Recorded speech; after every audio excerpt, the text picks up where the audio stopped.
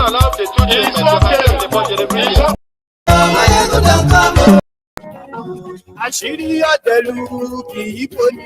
morning to you. Afternoon to you. Good evening to you as well, from wherever you are joining us.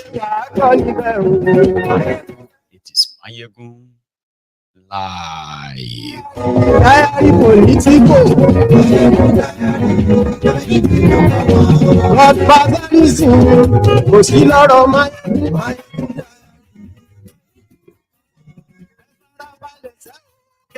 Welcome back will be in order, especially to those of you who were with us earlier this morning or afternoon. Please, if you are just tuning in, read the caption of this broadcast, the description of this broadcast, like it, share it, and when you are sharing it, just say Maiyegun today.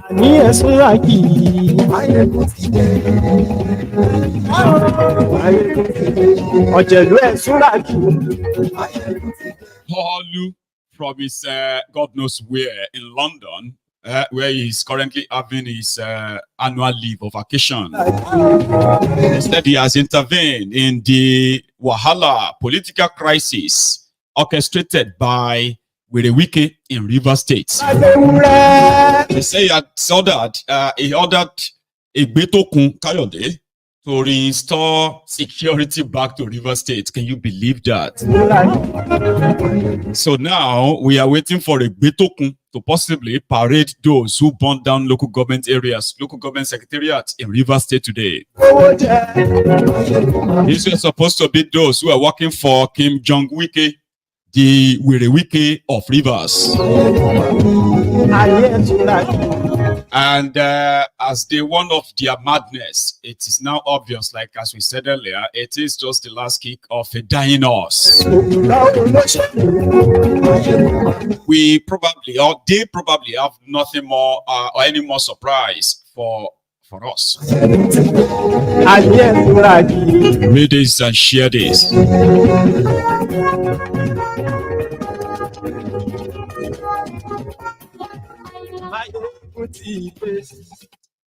Today, and thank you so much for joining me.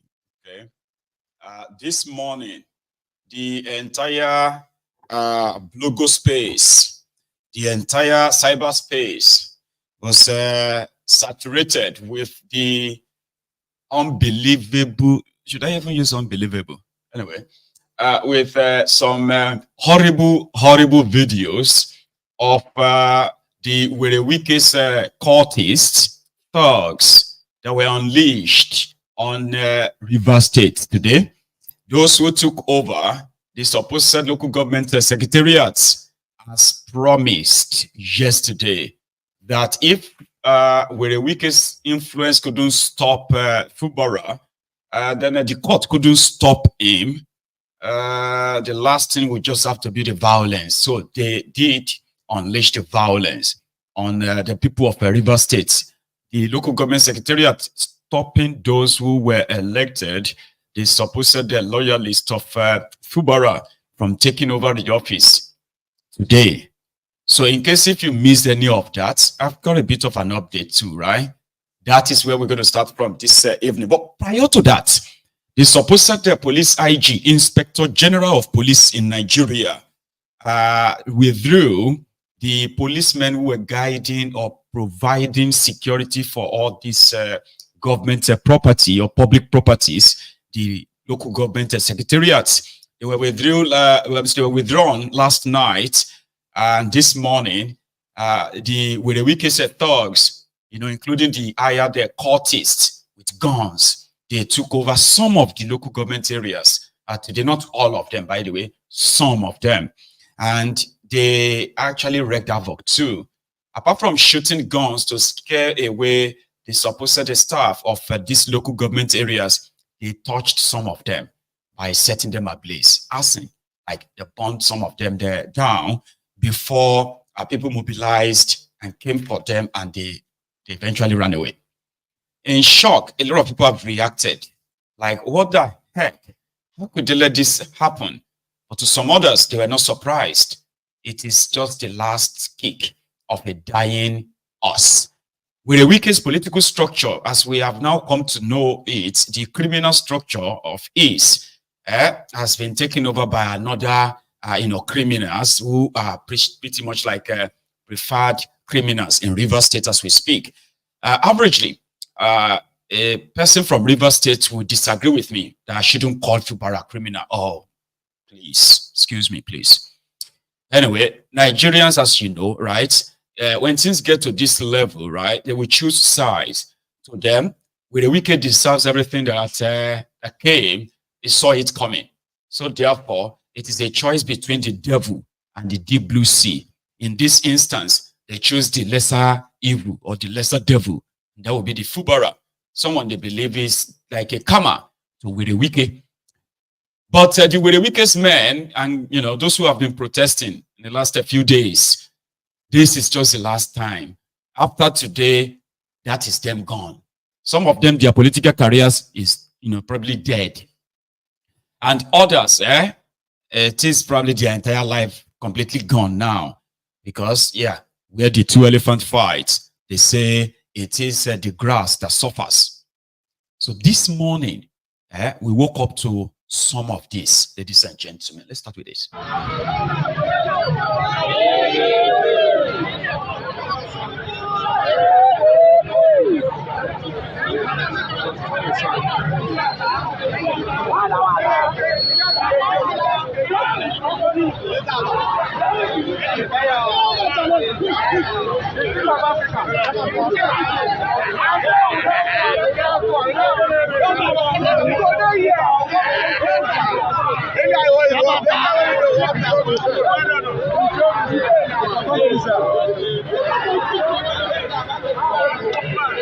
They cannot enter the council. This is a woman local government. No election. They cannot enter the council. No election. This is a woman local government. No election. No election. No election. No election. This is a woman government. No election. No election. This is a woman government. No election. No election. No election. It cannot happen. This is a woman government. No election. No election. No election. It can't hold.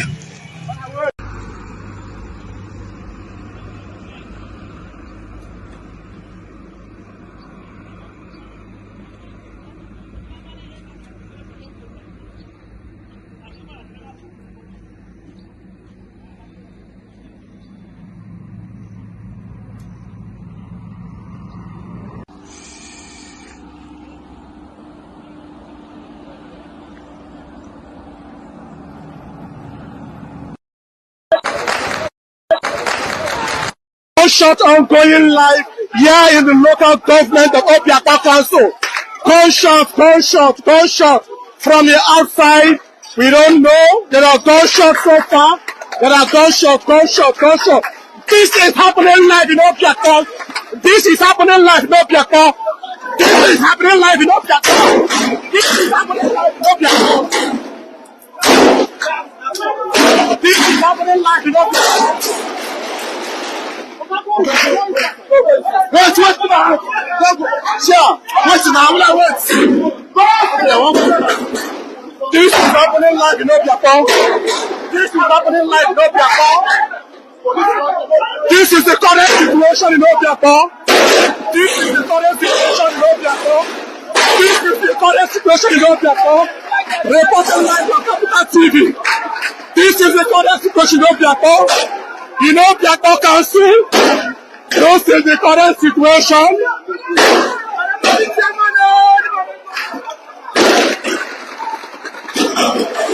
This is the current situation in Obiakpa.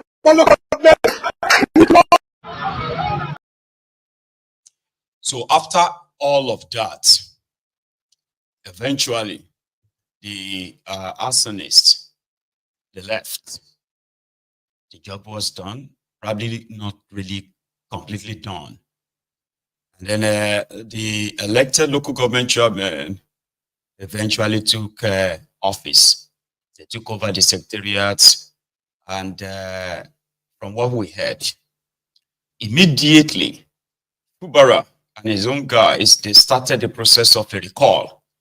Because by law, Wike is representing the slot of the river states in the Executive Council of Nigeria of Tinubu, which simply means that if there is anything law, by the way, so Wike could actually be recalled back by the people of River State, led by their governor, to say they do not want him to represent them in the Executive Council of Nigeria anymore. But we know that's probably like not going to happen. So they've started that move. Then this afternoon, or nearly this evening, a supposed release statement from Tinubu, from the Presidency of Nigeria, stated that Fubara should be very careful. Everybody should be very careful. If people are not happy with the way things are, they should go to court. However, the already compromised police IG was now ordered. Kayode Bitokun was ordered to return the policemen back to provide security. I don't know if probably when they go back there or when we wake up tomorrow, those policemen will probably tell all the elected officials that they have been ordered not to allow them to come in. So the drama from River State is never going to end anytime soon.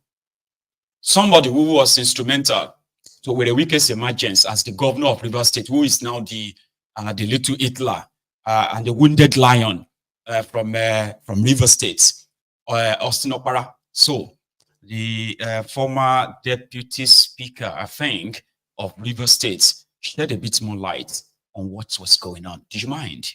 Once a supporter and a huge side player with former governor of River State, Nyesom Wike. Where do you stand today? Clearly, I'm a PDP member. I stand with Governor Sim Fubara in River State, and I stand with the people of River State. And I say so without mincing words. Yes, you are right. I was with former governor Nyesom Wike. But let me even enlighten you and listeners a little more. In 2015, I was his chairman of his inauguration committee. In 2019, I was chairman of his inauguration committee. In 2019, I was his agent at the collation. In 2022, I was his agent at the presidential primary that he was thoroughly defeated by Atiku. Right? So, yes, we are political associates, but now we no longer are. I mean, can one describe that as some kind of betrayal? And on the other side, you know what they're saying, that your likes are now fair weather friends. You were there, and some of you argued and debated in the emergence of Governor Similaye Fubara, whom some of the people in the PDP said it's unfair for Wike to have brought a Fubara to power.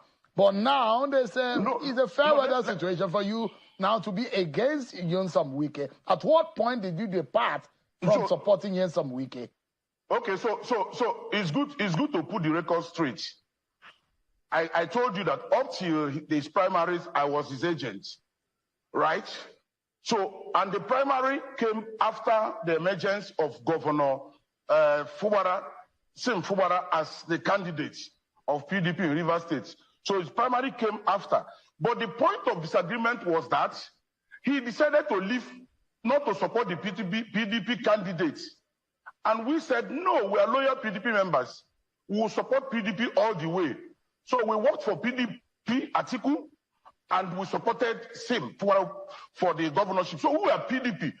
So that was the point of disagreement, where on his own he clearly felt, oh no, he cannot support PDP because he lost the primaries for governorship, presidency, and lost the bid to become the running mate Atiku. So if it is a matter of betrayal, I can tell you that clearly he betrayed PDP and betrayed all of us. We all played major roles for his emergence in 2015, clearly, and he knows it. But today, all you hear is that he's the governor, he was the governor, nobody, clearly, you know, you've said it clearly. We all were part of making him. Two people that, aside God, first God, the next is former first lady, Patience Jonathan, another is Prince Uche Secondus. Then we are the next level. But what is his relationship with all those people today? So let me ask you, legally speaking, in this election, we stand in the eye of the law. This local government election, there is a substantive judgment of court saying that election as a K-leg, as far as those 7 points position of the Honorable Justice Wite's court in Abuja has come out to proceed that, look, there are issues and there are positions of court on that election. There are other court orders which are injunctive in nature that have come before that. Though there are those who legal minds who will say there's going to be a fundamental problem with that local government election. Are you worried about that? Did I hear you say Justice Wike's court? No, I didn't say Justice Wike. I didn't say Wike. Oh, because I'm beginning to wonder. But let me respond to you clearly. Let me respond to you. Which was the first order of court that was gotten? It was the order that said the election should hold before the Federal High Court order that came. But beyond that, no, one is an injunction. Just for a moment, so that we can put perspective for our viewers to understand and not confuse them.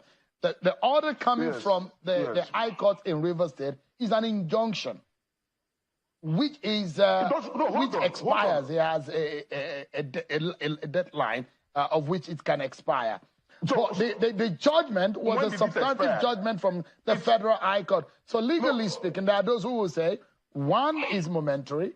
There is a more permanent one, which is a position of the Federal High Court. So that's perhaps the perspective. Please go ahead, sir.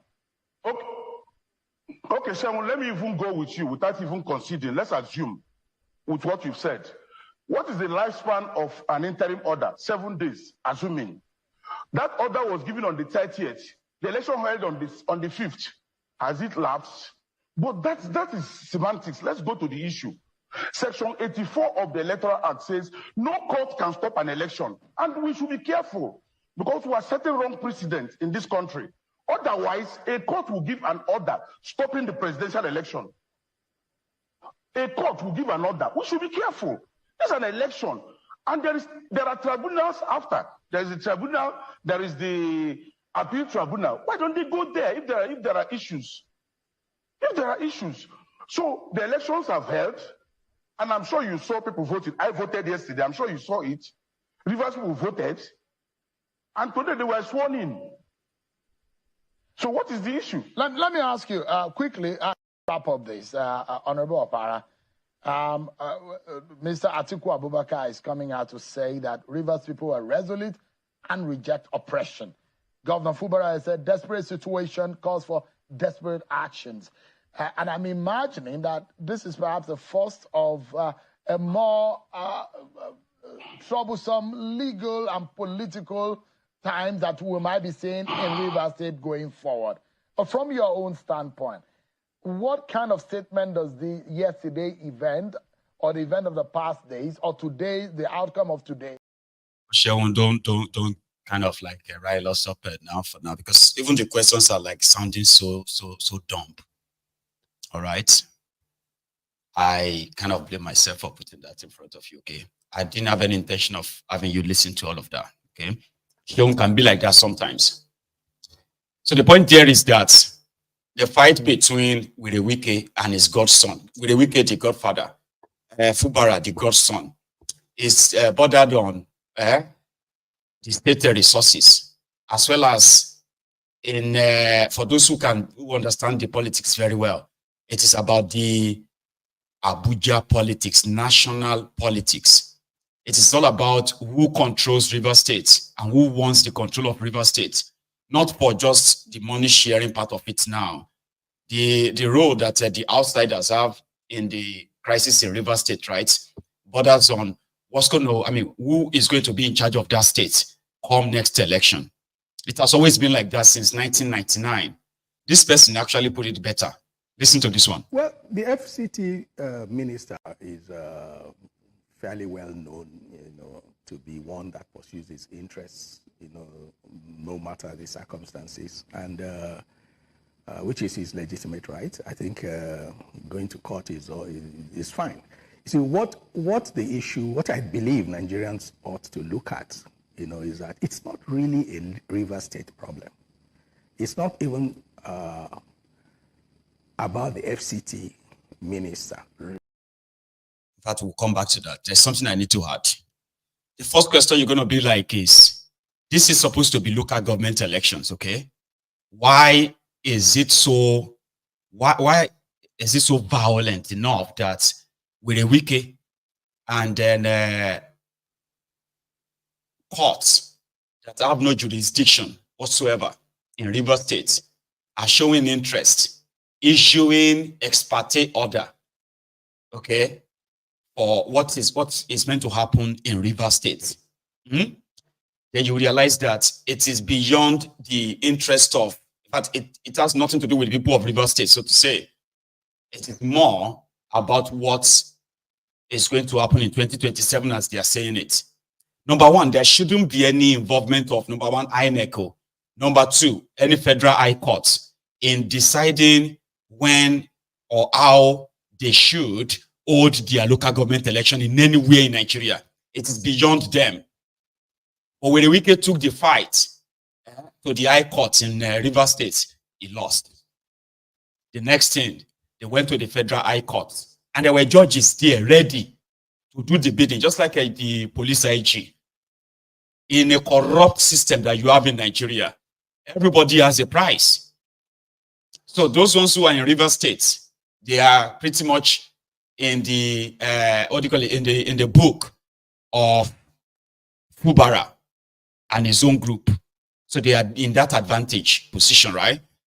Where Wike is no longer the governor, therefore, he would rather just use outside influence, including the police or the federal high court, to see if he could have his way, even though it is totally like illegal. But he will still do it, and he probably could get away with it if the people of River State, like we have seen it, they were not on the side of Fubara that much. This lawyer took them to the cleaners on it, and I'll come back to that analyst. Listen to this. I have my speech to read, but I would want to summarize, for the interest of the lay people, so that you understand, and Nigerians should understand, particularly the Chief Judge of the Federal High Court, Honorable Justice John Soho, and his brother justices, his brother pro-Wike justices.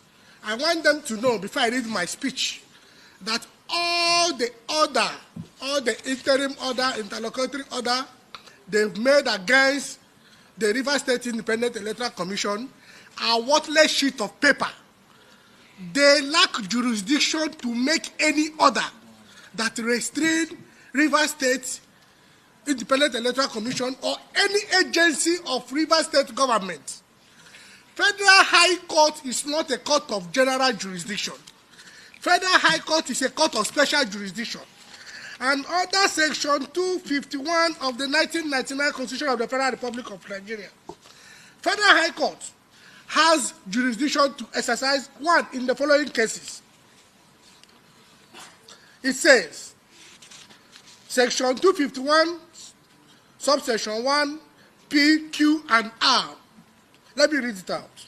Notwithstanding anything to the contrary contained in this Constitution, and in addition to any such other jurisdiction as may be conferred upon it by an act of the National Assembly, the Federal High Court shall have and exercise jurisdiction to the exclusion of any other courts in civil cases and matters relating to P, administration and management and control of the federal government and any of its agencies.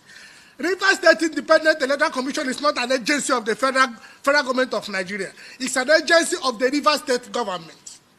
And therefore, Federal Court cannot make an injunctive order to restrain River State Independent Electoral Commission from conducting local government election. It's an agency of River State government, not an agency of the federal government. Section 251, subsection 1. Thank you. That's what we want to hear. Thank you very much. So this is just so for the layman, people like us, we don't study law, read law. It's very simple.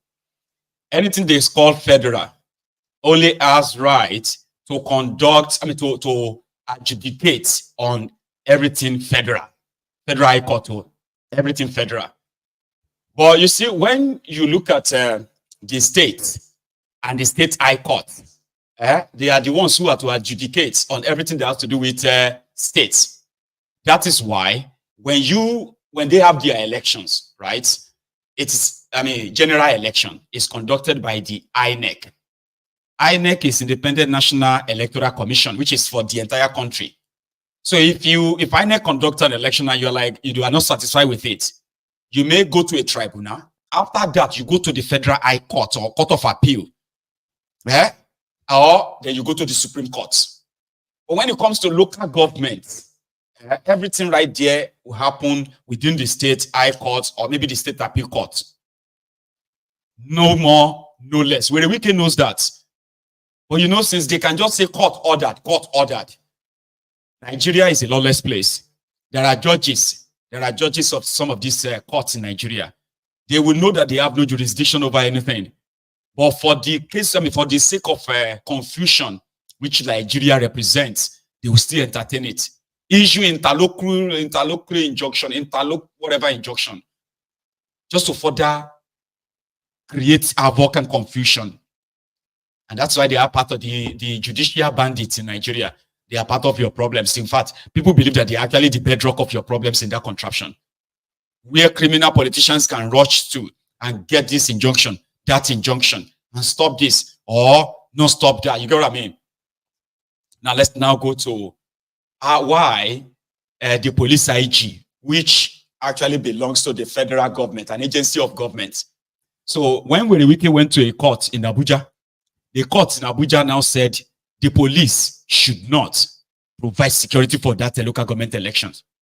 A court in Nigeria ordered that from Abuja, that police IG should not be part of that election. And guess what? The police IG also said, we are not going to be part of that election. We are not providing security. He announced it.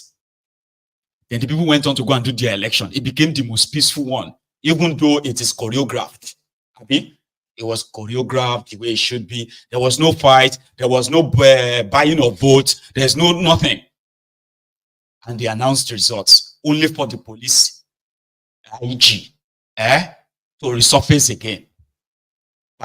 Before that, the police IG wanted to hijack the election materials. So on the day of election, when they have almost concluded their elections, right? Police IG showed up and his policemen, they started smashing election materials, ballot papers, ballot boxes. They started burning them. Police who started shooting, disrupting polling units. That's on record. When all of that failed, the moment they actually needed to provide security for the state as their duty, last 3 months, they took over the local government areas in the states, all the local government area. Police, they've been there for the past 3 months. Now, the moment they actually needed to be there most, today, the police announced yesterday that they are withdrawing everybody. This is the part, because like somebody said there, right? The local government is like the grassroots. It is the bedrock or the stronghold of the political godfathers in Nigeria. Once you lose the local government, you are just an Abuja politician, a floating politician. You are nothing. No amount of money you have, you are nothing. So when Fubara went for that, it is like going for the kill.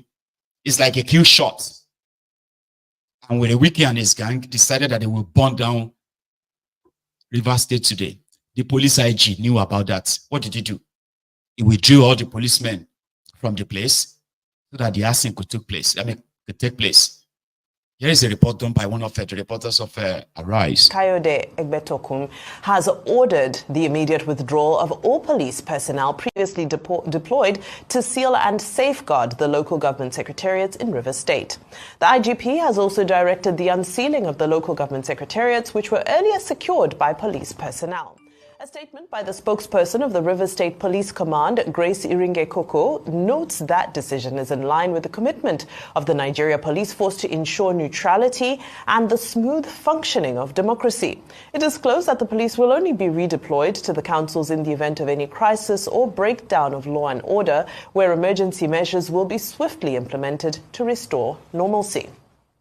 Well, we'll now cross live to River State, where Arise correspondent Andy Omano has been on the ground since the proceeding of the election and, of course, is standing by to provide an update on the situation in the state. Good afternoon, Andy. We're all anticipating hearing what the situation is on the ground in Port Harcourt. Thank you so much for having me once more.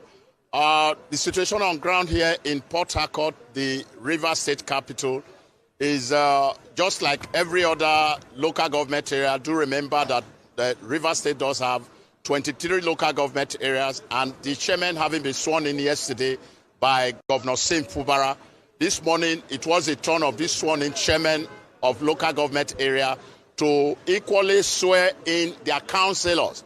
As I speak with you, I am a stone throw from Obiakpo local government area, where the elected local government chairman, Chijoke Ihunwo, just swore in 17 councillors in the legislative chambers of that local government area. And immediately after that, he did address a press conference that lasted for less than 10 minutes. But as soon as that press conference was done with, what we heard was sporadic shooting around the Obiakpo local government secretariat. And for about 15 minutes, you know what will happen. Heads were let loose and people were running helter-skelter. As I speak, as I do this crossover, there is palpable fear here. People who are around are trying to see how they can exit the place. We got to understand that there are a faction, the gunmen, I should say, belong to a faction that are not in tandem with this new local government chairman who has just been elected and sworn in yesterday, and him subsequently swearing in the 17 councillors. But the good news, I must say, is that these gunmen, men of the Nigeria police, men of the civil defense, local vigilante groups have been able to repel these gunmen, and the situation is still tense, but order has been restored to some level. Thank you for that update. Now, just before we crossed over to you, we just shared a story about how police have withdrawn from the local government secretariats. Given these developments, are we seeing more police presence, or what's the status of police presence currently? Yes, we have a couple of policemen around here, the ones who were on the entourage of the executive chairman of Andy, I hate to interrupt you. Is that man behind you injured? Is that part of the scuffle? There's a man behind you being ushered into a car. Yes, it has to do with that crisis, really. It has to do with the crisis. Remember, I told you that we just needed to move to a very safe place to be able to do this crossover. We had actually wanted to do this crossover directly in front of Obiakpo local government area. But as I speak with you now, the place is like a war zone. Vehicles trying to exit the local government area, and even human beings also trying to leave. What you saw in my back is one of those who may have sustained one form of injury or the other. The situation, I must report quickly, is that it is tense here, and nobody... It was an act of terrorism. A pure act of terrorism. So the criminal politicians and their hired thugs, especially with the Wike's cultists, they were, they were like waving cutlass, machetes, guns, and all that. Were those, being reported on, right? However, I'm now going to go back to that analysis to make you understand, to have a deeper understanding of why the external influence has always been involved in the River State political crisis, because the structure that Wike has been bragging about, the one he used in negotiating for whatever it is currently enjoying with Tinubu right now, is what has now been like totally decimated, neutralized. Listen to this. It's not new. It has always been like that since 1999. Well, the FCT minister is fairly well known, to be one that pursues his interests, no matter the circumstances, and which is his legitimate right. I think going to court is fine.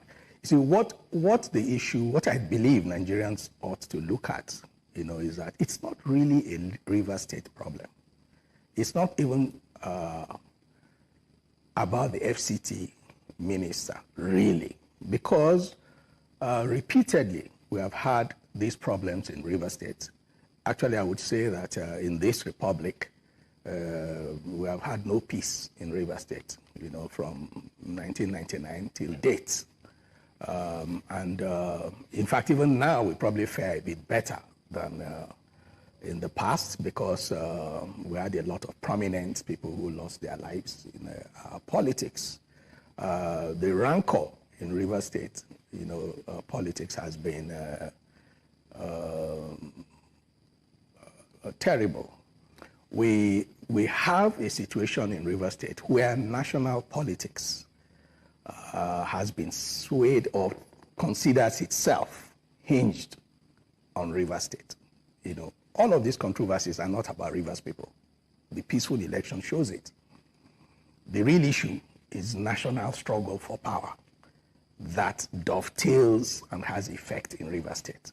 So it's not a River State problem. It's not about Rivers people. Rivers people are very peaceful and very civilized. We can conduct elections without police, without soldiers, and people would win and lose. That is the River State that I know. There is nothing in River State that is violent or rancorous. It is outside issues that make River State a pivotal violent spot. The struggle for control of the state, is that what you're referring to? No, the state resources? The struggle for the state resources to be used for national politics. That's where the problem is. So it's beyond the FCT minister? Well, he's part of it, but it is beyond him, yes. That's a fair statement. I would say that every River State election has national ramifications. It was very clear in the last election that if the APC had lost River State, we would have had a different president. That's clear. So it is River State politics being pivotal that is the issue. And then not just Rivers votes, but the resources of River State are used to win other states. Do you understand that, or you want me to explain? During the Peter Odilize time, he had intention of becoming president as well. He was one of those who wanted to be president, one of the state governors who wanted to be president that contested in PDP against Yar'Adua. The Obasanjo told him to step down at the last minute, which actually pitted him against Obasanjo at the time. Then came Rotimi Amici. Now, Rotimi Amici also, right, pitted his tent against that of Goodluck Jonathan. He pitted his tent with that of APC against the interest of Goodluck Jonathan. And guess what? It was because of the resources of that place. Amici went all out that River State became a war ground. You remember the Commissioner Umbu? Don't worry if you don't remember him. Anyway, so it was always like that national, involvement, and the people of River State have not really been that fortunate with those who have been in, at the helm of their state governors. Wike was using River State money to fund other states, like Father Christmas, because he wanted to be president in PDP. When he got betrayed, he had to force and, twist the electoral process in River State towards Tinubu. And because of that, he became he is now a minister under a government of Tinubu. So the resources of the state being used to determine, the electoral outcome of Nigeria is always at play. And that is exactly what Fubara is believed to have taken away from him. And yeah, they are not going to just let go. Unfortunately, they miscalculated. Here is what Ankyo Briggs has to say on this matter. Perhaps, Mix Briggs, can you give us an understanding? You are on the ground. What could have led to the escalation that we saw today? Looks like a coordinated attack in all this local government and resistance that we saw against the newly elected and sworn in leaders of the local council? Yes, good evening. Thank you very much for having me. This is really awful. And we've been crying out since last October, since this political madness started in Rivers State. We've been crying out. Now, the witch cried in the night, the child died in the morning, and we're looking for the cause of the death. No, we know exactly what is going on. The specific local governments that is on fire are the specific local governments that have refused to accept that their tenure has been over for 3 months. The specific local governments are the same local government, the leaders of these local governments are the ones that have called the governor all sorts of names since last year. So for us in Rivers State, as of what happened yesterday, day before yesterday, we had an election, winners emerged. They were sworn in yesterday. I was in the chambers where they were sworn in, and the governor was very clear that definitely there was going to be something based on the rumors that was going on. Now, we have a police force that for the past three months have had the local government of Rivers State, so 23 of them, under lock and key after the tenure of the local government chairman had expired. Under, he claims, court order. He chooses which court orders that he wants to obey. And this morning, all of them were ordered to leave the local government areas, knowing fully well that there was going to be trouble, leaving the duly elected local government chairman to the dangers that is playing out on our television screens since morning in Rivers State. Anything that goes on in Rivers State will affect the whole of Nigeria economically. Now, we've had that the president has issued a statement. We've been calling on the president for over a year to do something. We heard a few months ago that the president said he doesn't want to be involved in what's going on in Rivers State.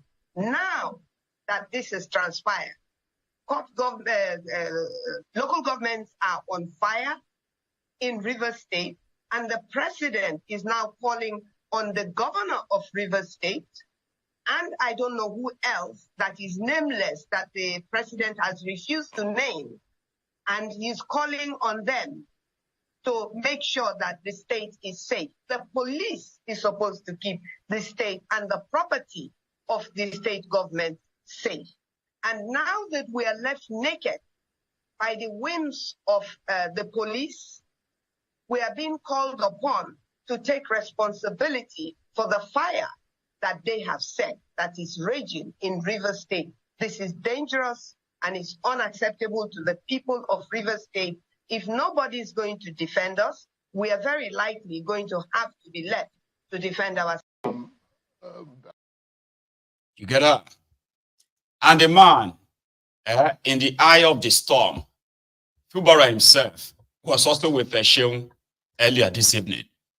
And his own statement, after all of that, was that I have done everything humanly possible for peace. I have tried my best with my Oga. It's still called there with a wiki Oga. I think that's actually going to infuriate with a wiki more. You know, after you don't check out, after they don't force them to submit, submit. It's still a call him Oga. That, well, they should tell him not to destroy the states.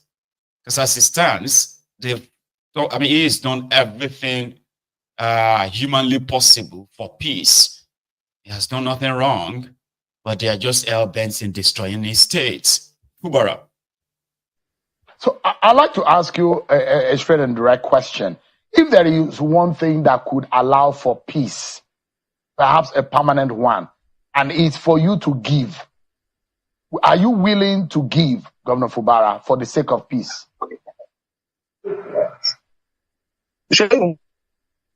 I can quote names here.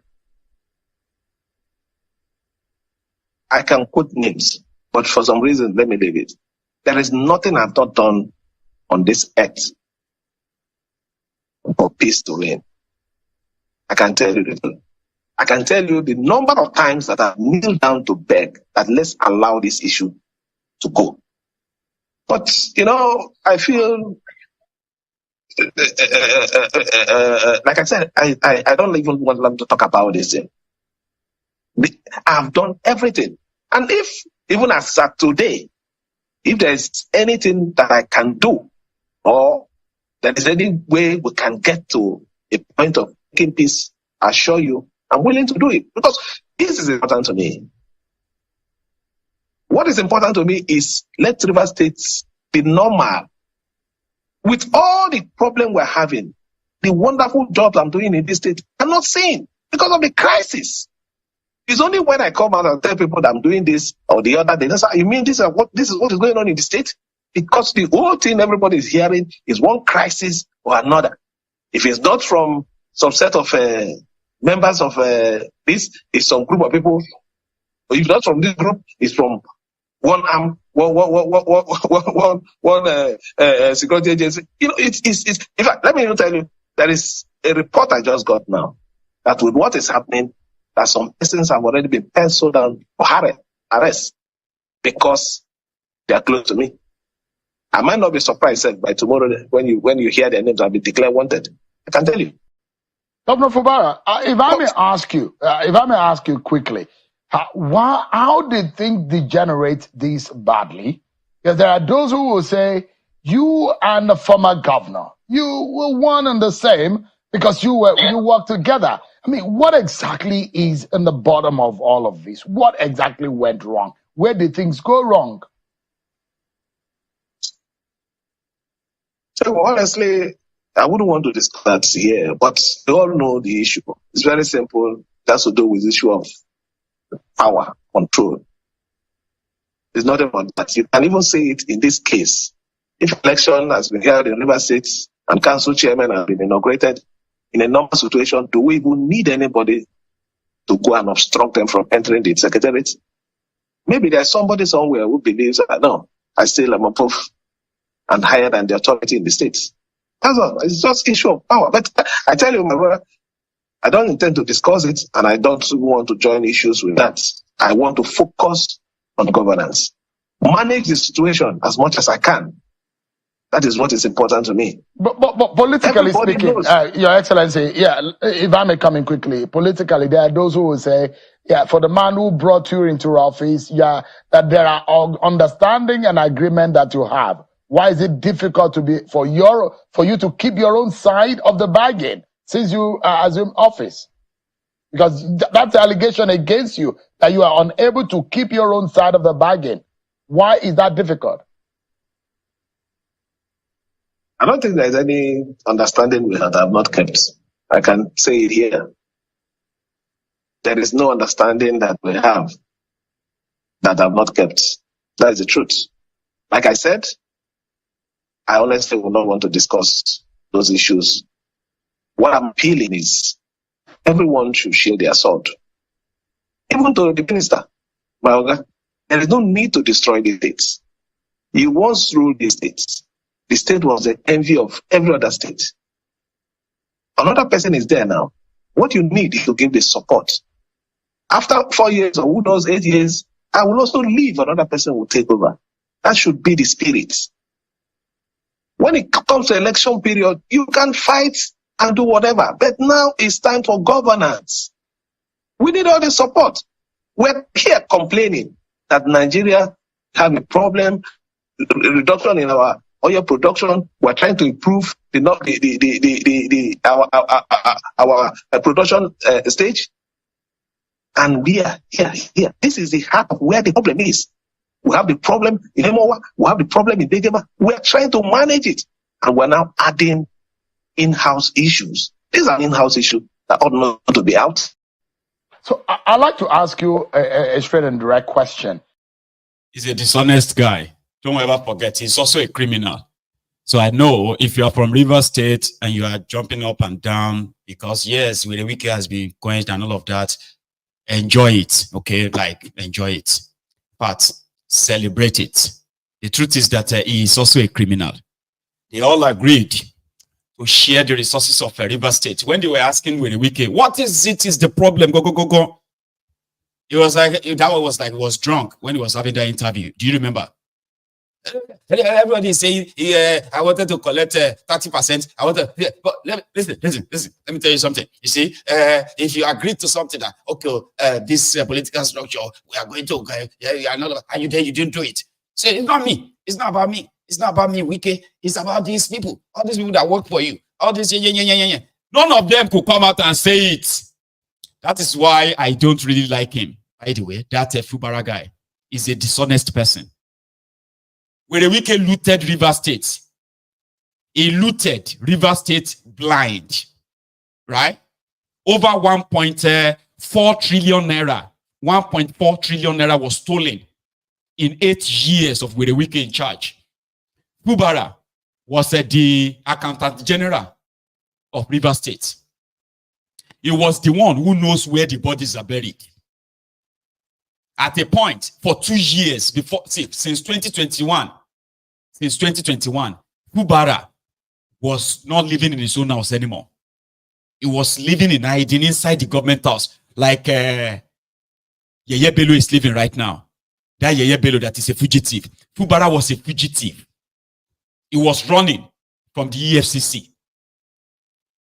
He would have been arrested in handcuffs. He would have had his picture of his arrest because he had no immunity. They couldn't arrest Were Wike, right? Why was they looking for Fubara? 420 billion naira River State money that he helped Were Wike to move. They found it, and he was to be arrested. Were Wike had to put him inside government house. He was driving inside the governor's convoy, wherever he was going. The day he was supposed to go, that's why Were Wike was the one who went to go and buy form, PDP form, fill the form. The day he was supposed to go and submit the form, Were Wike put him inside the government convoy, drove him to Abuja, not fly him, drove him to Abuja to just go show face for like about 5 minutes. After that, they put him inside the convoy again. Boom, back to River State, back to government house. That was why during all the campaigns, Were Wike was always there that if they see EFCC, the same way the Oludu of Lokoja is doing right now, Oludu of Kogi. That's exactly what Were Wike, because if they had arrested him, you would have probably by now, Were Wike would have had that case, the case of corruption. Now, somebody wait on they hold your neck, hold your this, you know, people tell us waiting they happen, go. Erode the agreement, 30% of the state resources will come to me. I can use it to manage this, More than 70% of the supposed Fubara's appointees, they were the same people who served inside Were Wike's government. Only thing that changed was Fubara, deputy governor.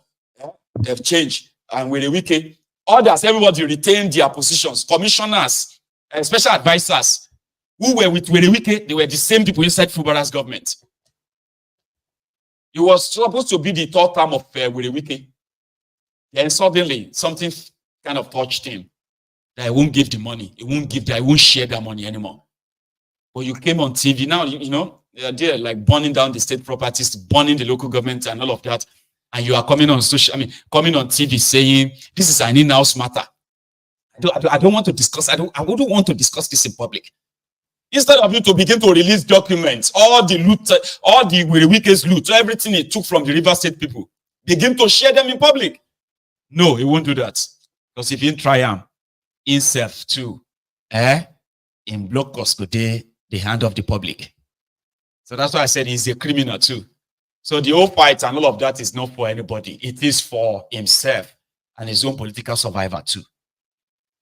And I feel sorry for the people of River State. This happened inside the Arise TV, Arise studio. It's quite funny. Watch. Oh, I know. Affiliated to the governor will win everything. And you people are complaining about Wike. Is this not worse than Wike? Is it affiliated to the governor? Really? So who is the party affiliated to? You don't even know the chairman of the party. I'm asking now. It's affiliated to the governor. It's affiliated to the governor. That's the governor's political tool. Are you serious? Yes. Oh, you're just telling me now. I don't really? know. You're just telling me now. Oh, that's it, right? Oh, yeah. Oh, really? Oh, my goodness. No. Oh, yes. So you people too, have become hegemons like you are blaming Wike for. Isn't it? Isn't it? No. Really? That is wrong. Why? That is wrong. Why? Because, yes, that is wrong. Yes, no, yes, no. It's quite funny, right? Anyway, Wike is going to be the biggest loser. Okay? And Fubara himself is being careful. He's got the public on his side. So he can continue to, it's like somebody where they pin you. You they use pin, You they use pin, they choke somebody. And the person they say, yay. And everybody's like, waiting now. So ask him, I don't know why they cry. Oh, Oga, what's in happen now? Why are you Oga, sorry.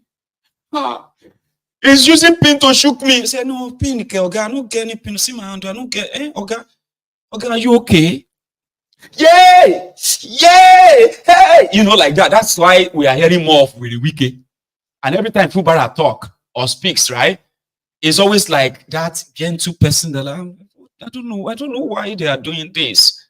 Wike needs to let go. Well, Oga, please, Oga, you need to let go Rivers and all that.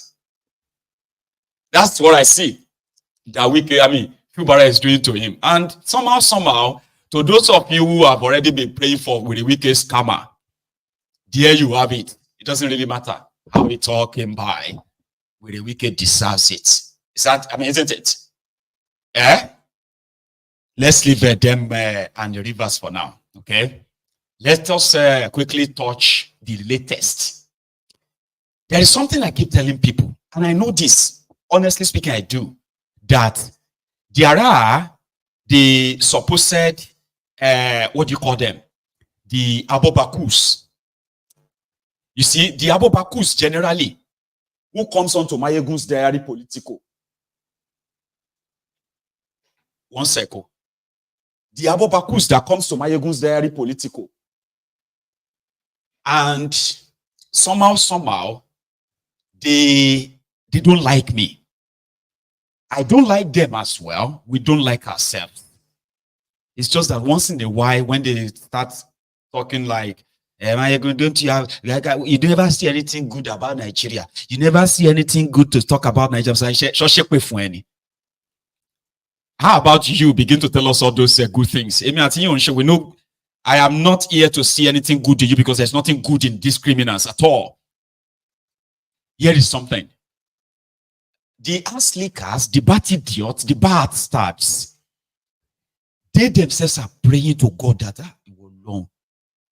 give us something that we can use to shame this Maiyegun. Anything good at all. If not the what do you call it? The economy. We use and shame this Maiyegun every day. He's always finding something to show to us that we are total failure and enemy of the people and enemies of ourselves.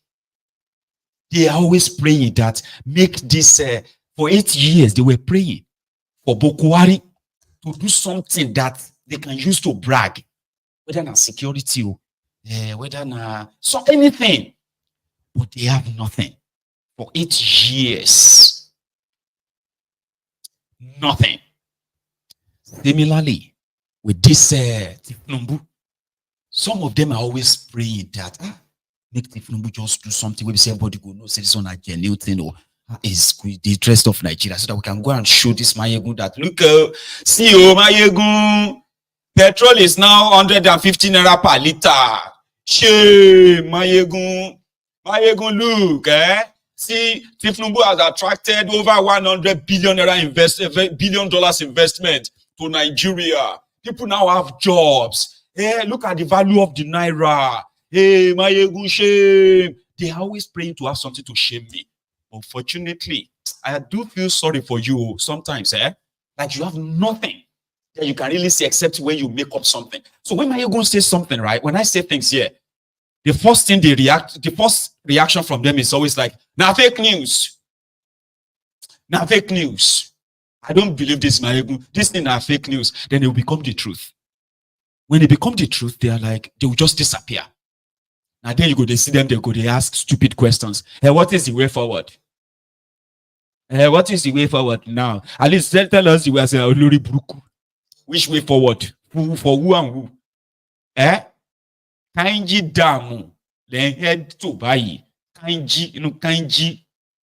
Gidigbe to Yalaro. Then illustrate. Oko iparun.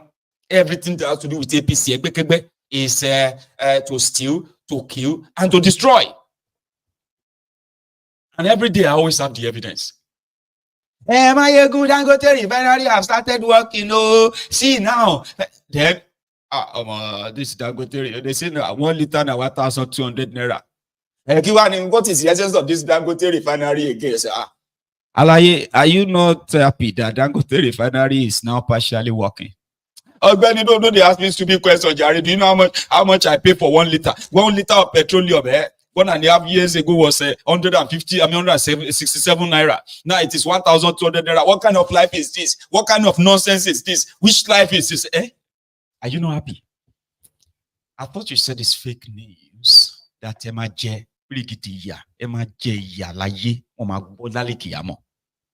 like ibi alapadupe opapapa bida pa ebida ibi alapadupe eje.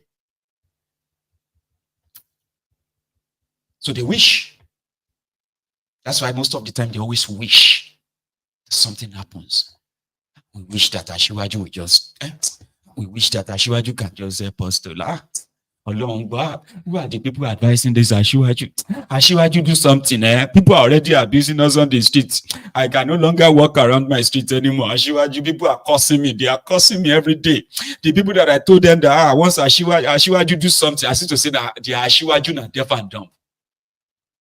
Then they will come back, they won't be able to say, Maiyegun is not fake news. So it means suffering this week, inshallah. If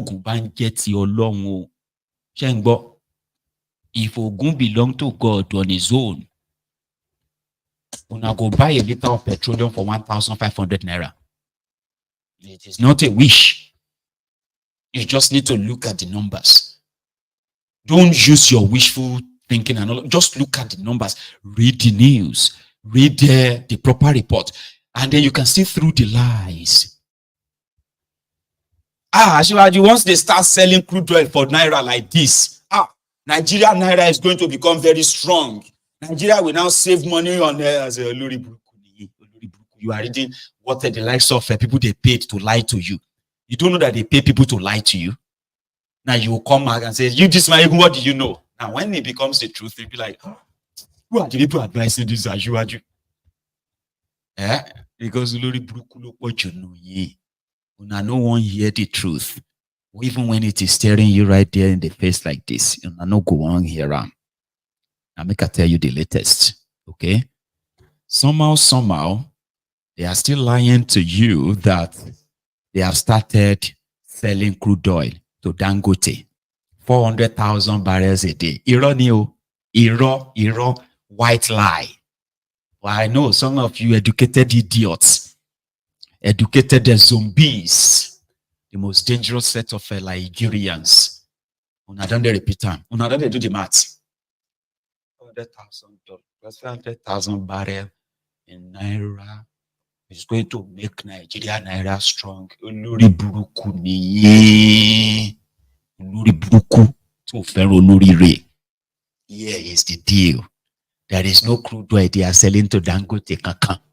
If there is any at all, we are over 50,000 barrels. And it is not every day. You hearing me?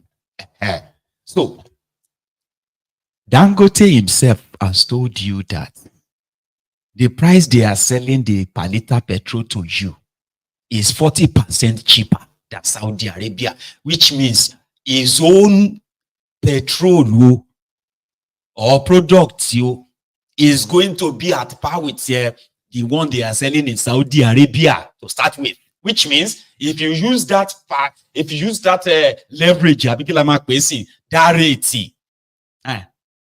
you will buy a liter of petroleum for 2,000 naira before December.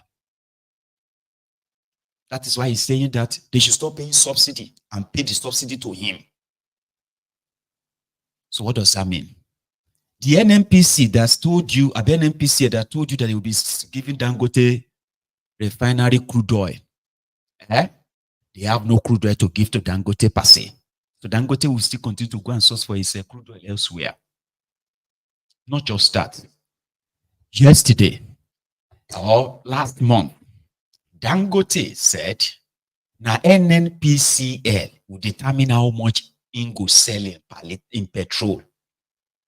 Nnpcl said, no, now Dangote could determine how much you want to sell. So they are now throwing you here and there.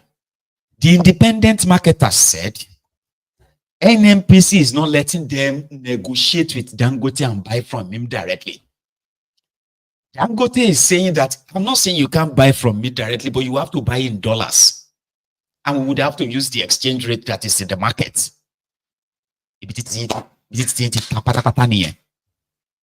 Nigeria Naira is being floated by these rogues, Kadobi, Oduduwa, Emefiole, Wale Idun.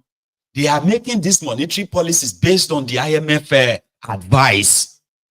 With the one that simply means before December, Naira to dollar, we don't reach 2,000 Naira to $1. And ibiti wo yin pa niyen. Na there go. Now don't finish. Listen to this. The marketers in Nigeria, they have become accustomed to importing the products according to them. And if they have to keep buying from the Nnpcl, it is more expensive than the one they are bringing to Nigeria. So if Nnpcl is the stopgap, it would have been an advantage where Nnpcl will buy for maybe 1,000 naira from Dangote. They will sell it to the independent marketer for maybe 800 naira, subsidized per liter by 200 naira. With that, the other oil independent marketers in Nigeria, the filling stations, they can then sell it to you for maybe 900 and something, or maybe 1,000, or some places because of logistics, 1,200, 1,300, 1,500, 1,800. Depends on the distance of your place from Dangote Refinery. Are you still following? I bet the whole thing never scatter for your friend. Don't worry. I'll make sure it no scatter. It will calm down. Nnpcl now came out and said, oh, this is not pay. It be like say, may everybody just go buy from Dangote directly. And Dangote, who told you before that now Nnpc won't sell too? Because now only Nnpc, he buy from him and pay him subsidy. You get that now? Which means if he sell them to, if he just sell for like maybe 1,100 naira to Nnpcl, so Nnpcl will now determine how much they won't sell them out. So if they decided to now sell it for 900 naira, subsidize it by 200, sell it for 800 naira, subsidize it by 300. Now that would just be like the issue of their own. When Nnpcl say we cannot do that. Because the way things are, Dangote Refinery has not come to solve your problems. It has come to what? To worsen your problems. Since the corruption in the oil sector is being controlled by the same Nnpc, they are comfortable paying the subsidy to them from Malta. The end product from Dangote is more expensive than the one they imported. So which one, as a businessman, which one would you prefer to put your money on? The one they imported or the one they refined locally? It would have been easier if genuinely, she be now una get the crude oil. Abi, genuinely, they have the crude oil to give to Dangote. They would have subsidized that from the crude oil. For example, let me explain to you. Let's say Dangote have access to 400,000 barrels of crude oil every day. That will be the game changer. It will solve all these lies they are telling you. It will solve all the problems, right? Because what they need to do is that, Chebi now get the crude oil. Abi, Dangote will sell it to you for $50. We are exchange. What is $50 in Naira? We sell it per crude per barrel. We sell it to you for $20. So that when you finish production, you will make profit. You see the one you are going to give to us in Nigeria. We want it to come to the rate of, for example, 400 naira per liter or 200 naira per liter.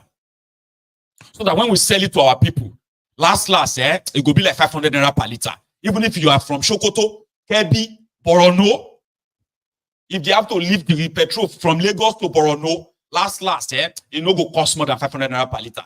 Because now we get the crude oil. Remember that Nigeria don't spend any kobo to produce any crude oil. Now the IOCs, the companies where they extract the crude oil from Nigeria, where they give Nigeria 40% royalty, now them they allocate 300,000 barrels of crude oil for Nigeria. But because Nigeria, Nnpc talk say your refineries are not working, they have mortgaged that crude oil. They don't sell them, they make money. They know they deliver that money to you. That has been there for years. That allocation of 300,000. Listen to this. The entire Nigeria, they are getting 300,000 barrels of crude oil from the IOC, companies that are extracting the crude oil. Now that Nigeria, we know they extract any crude oil, is making a deal with Dangote that they will be giving him 400,000 barrels of crude oil every day. From where? But you see it in their media, you see it in their papers. They are all there publishing the deadline. Nnpc to sell 400,000 barrels of crude oil to Dangote. From where? From where would they get the 400,000 barrels? Where? You are not asking them. But they keep repeating it.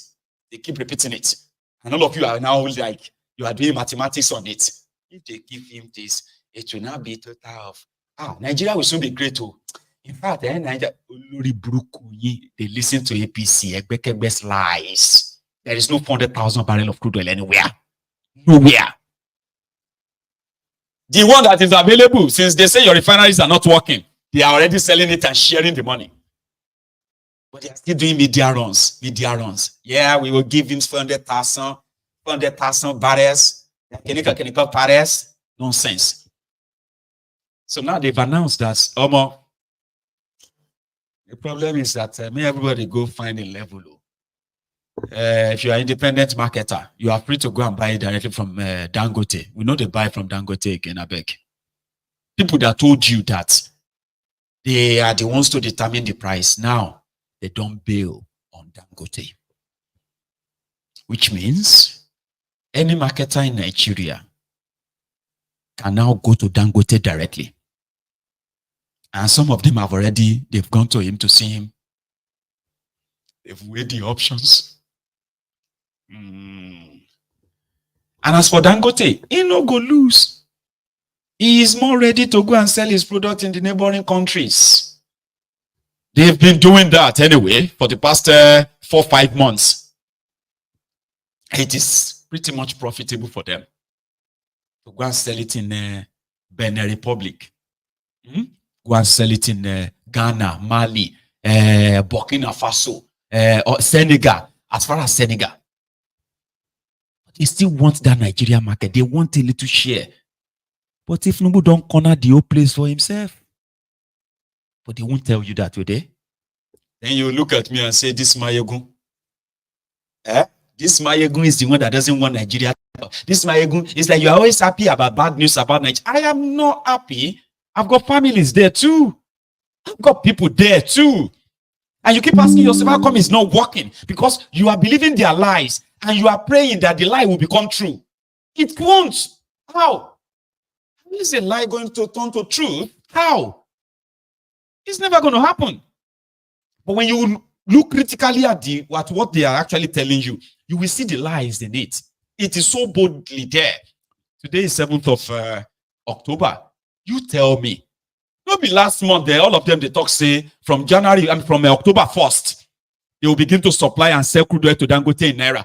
I'm asking you right now, how much crude oil have they sold to Dangote in Naira now? Do you know it? Eh? Do you? Tell me. Come on, tell me. Maybe I haven't seen the information. You share with me. How much now? Because by their own estimate, 400,000 times 5. That is 2 million barrels. So right now, they should have sold a 2.8 million barrel of crude oil to Dangote. Right now. Now I'm asking you, do you have the record that they've given Dangote 2.8 million barrel of crude oil so far? Do you? Before you kind of see me as the problem, somebody will not wish Nigeria well. People will not wish Nigeria well are the ones who are promising you, who are always using their media to lie to you. Then you ask again, say, how come all these things is not? How far now? How far with that thing? They say, with what? How far with the Naira, the crude oil sale in Naira? No. Nah, next month. There's some little delay. There's some little delay. We are working on it. I never work on top and before you announce, say, from 1st of October. What happened? You need to pray for Nigeria. It's not easy like that. There are so many cabal in the oil sector. Your government is the cabal. The criminals in your government agency, they are the cabal. But if you ask Dangote now, instead of they speak this Oribruku grammar, will not make any sense. Then you see educated people, supposed educated people, they will be regurgitating that. They will begin to repeat all of that. Listen, Maiyegun, you don't understand how this thing works. Let me explain to you. Don't explain to me. Please, keep it to yourself. Do you have the proof that they have given Dangote 2.8 million barrel of crude oil so far? If you have the proof, share with me. I am ready to say sorry. I'm sorry. I was wrong. Yeah, I can say it. Oh, I'm so sorry. I was wrong. I looked everywhere. The news I'm seeing is we will. We will. We will means they will do it.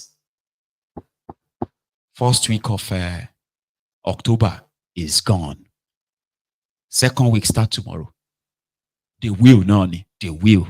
Ask them how much crude oil they've sold to Dangote so far. 0. So the 1st of October was a lie. So right now, Dangote's refinery's oil is going to be at, I have heard that one, 1,350 naira per liter. I told you that you are going to experience some scarcity this week. It is artificial. You need to first suffer scarcity again. Then they will increase the price. So if you are lucky to see a liter of petroleum for 1,400 naira, you better buy them. But don't stock it at home. You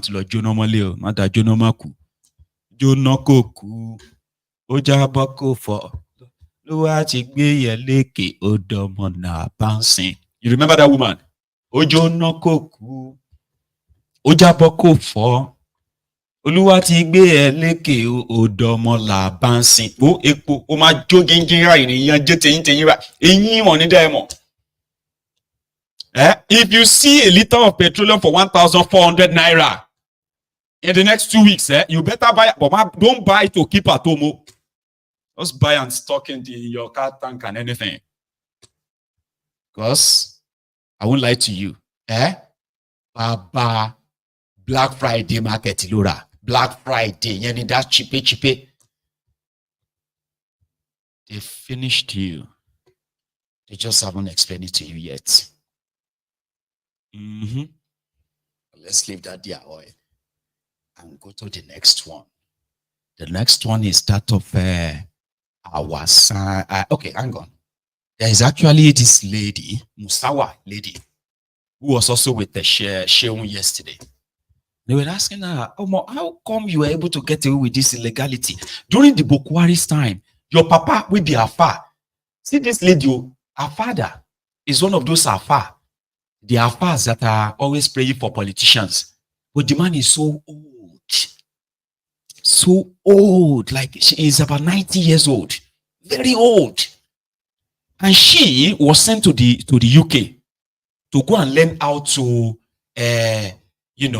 how to take pictures. Can you imagine? She's a photographer or something like that. So she came to the UK to study how to take pictures. Then it was time to reward her father. Bukwari then nominated her as a minister, but she was rejected as a minister. Tinubu became your president. Akwabiole became your Senate president. They skipped the parts. They said because she didn't do the NYSC, she no go serve. She was in London doing the pre. She know they serve like that. So she was here doing any. So when she got down there, they said, no, we can't let her be a minister if she doesn't serve as NYSC. So she returned back to London. Then opportunity presented itself again. The drug dealer, the druggie, heroin trafficker, Tinubu, was running for president. And she was back on the campaign trail, asking all of you to support Tinubu, support Tinubu, support Tinubu. Oh, Tinubu finally bought his way in, rigged himself in, submitted her name to compensate her father, the Musawas. Akwabiole didn't even bother to ask her about her NYSC, so they just made her a minister. She's a minister. Became a scandal because it's actually illegal. You must serve and all of that, except if you're above 80, above 30, when you graduate from any school. So then you don't have to serve except voluntarily if you just want to. She was younger. She didn't serve. But she wanted to be cleared. She got cleared. And some people raised the alarm like, how could that be? How could that be? This was her answer. Message that's going to come out. So you're a minister, yet you're a talent in the ministry also. But interestingly, there are a lot of people who thought that you are a powerful woman, politically speaking. By the virtue of the controversy around you and your NYSC, you shouldn't be in cabinet. How did you find your way to becoming a minister without an NYSC certificate in the first place? Well, you say that, but I don't know what you have heard. You know, there's been so many different accounts of that particular situation. The fact that I'm sat here should tell you that really nothing I didn't do anything wrong. I have not come out to set the record straight as to really what happened. The social media has just run rife with different accounts. The matter has been adjudicated, and one day I will come out with my own account, and the fact that I'm sat here should tell you. Summarize it for us tonight in one sentence. Well, I can tell you. Because you owe Nigerians that explanation. I think what I can tell you is I've probably done more NYSC than yourself. I've done at least 2 years of NYSC in my life, but like I said, one day I will come out to give a proper account of what happened. Is this something that someone vilified you, or what exactly is the true picture of things? Perhaps. Because you owe Nigerians that much. You cannot run away or shy away from telling Nigerians, because you are holding that office in trust. But there are 200 million more people that are fit for that office, but you are one out of those that are being appointed. So you owe Nigerians the explanation, Minister, don't you think? I think what I owe Nigerians is to say that I didn't do anything wrong. I didn't break the law. I didn't do anything wrong. And NYSC I did, and I finished. I've got my NYSC, and only that you concluded when you were in office. Well, maybe not. That is not the proper account. But your certificate reads that you finished just when you were in office. Is that what it says? That's what your certificate says, as much as we know. Well, I don't know. The NYSC's position at the time I don't know about that. Your date of conclusion coincides with when you were in office, and you are said to have attended to NYSC procedures while in office. Is that legally? You are a lawyer, so you know the implication of that. I can assure you that nothing was done to break law or to break regulations. That is what I can say to you. Absolutely nothing. Everything that I did was in accordance with the law. And that is the situation, that is the position. And like I said, one day I will come out with an account of my own account of what happened to set the record straight. But as of now, I think it is important for me to focus on giving Nigerians the deliverables. The fact that I'm sat here and the fact that this matter was adjudicated in court should give Nigerians the satisfaction that, I do deserve to, as any other Nigerian, to be given the opportunity to serve my country at this level. You know, political burden to the president. Now the president is thinking about reshuffling his cabinet. You worry that you might not make the cut with all of the controversies and the issues around your office and your person? You know, well, I don't think there's a controversy about my person, and I don't think there's a controversy about my office. I beg to differ. What I can tell you is I campaigned with the president, and I trust his judgment. What I know of the president is that he has a mission and a vision to make Nigeria better than what he met it. He is a man that is very courageous. I think as a leader, you have to take courageous decisions. In order for him to give Nigerians those deliverables, he needs a team of lieutenants to do that.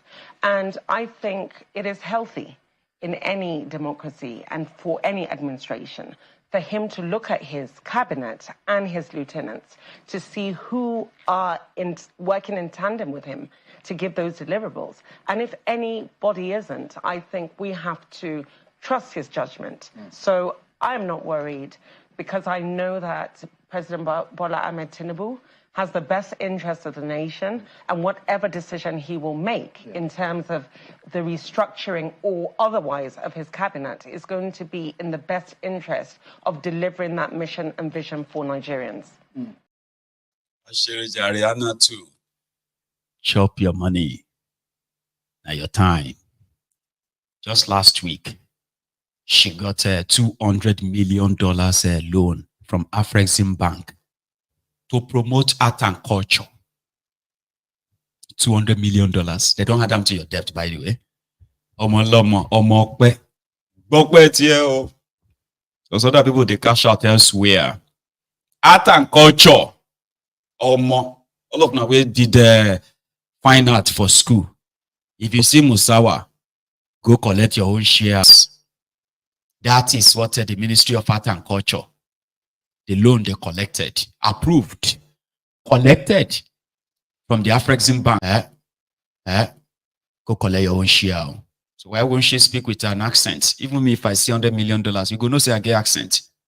American, I be British, I be Scottish, anyone. And then you go there, Maiyegun. What do accent you really? What do you mean? Nah, I no see money, so I go still the sound like that Ijebu man. So don't blame me. If I see $100 million cash or $200 million cash, right, and it is coming from as a free money, we say nobody go even ask me how I spend them. You go see accent. You go to accent. Sure. Meanwhile, congratulations to all of us for winners Chapolo.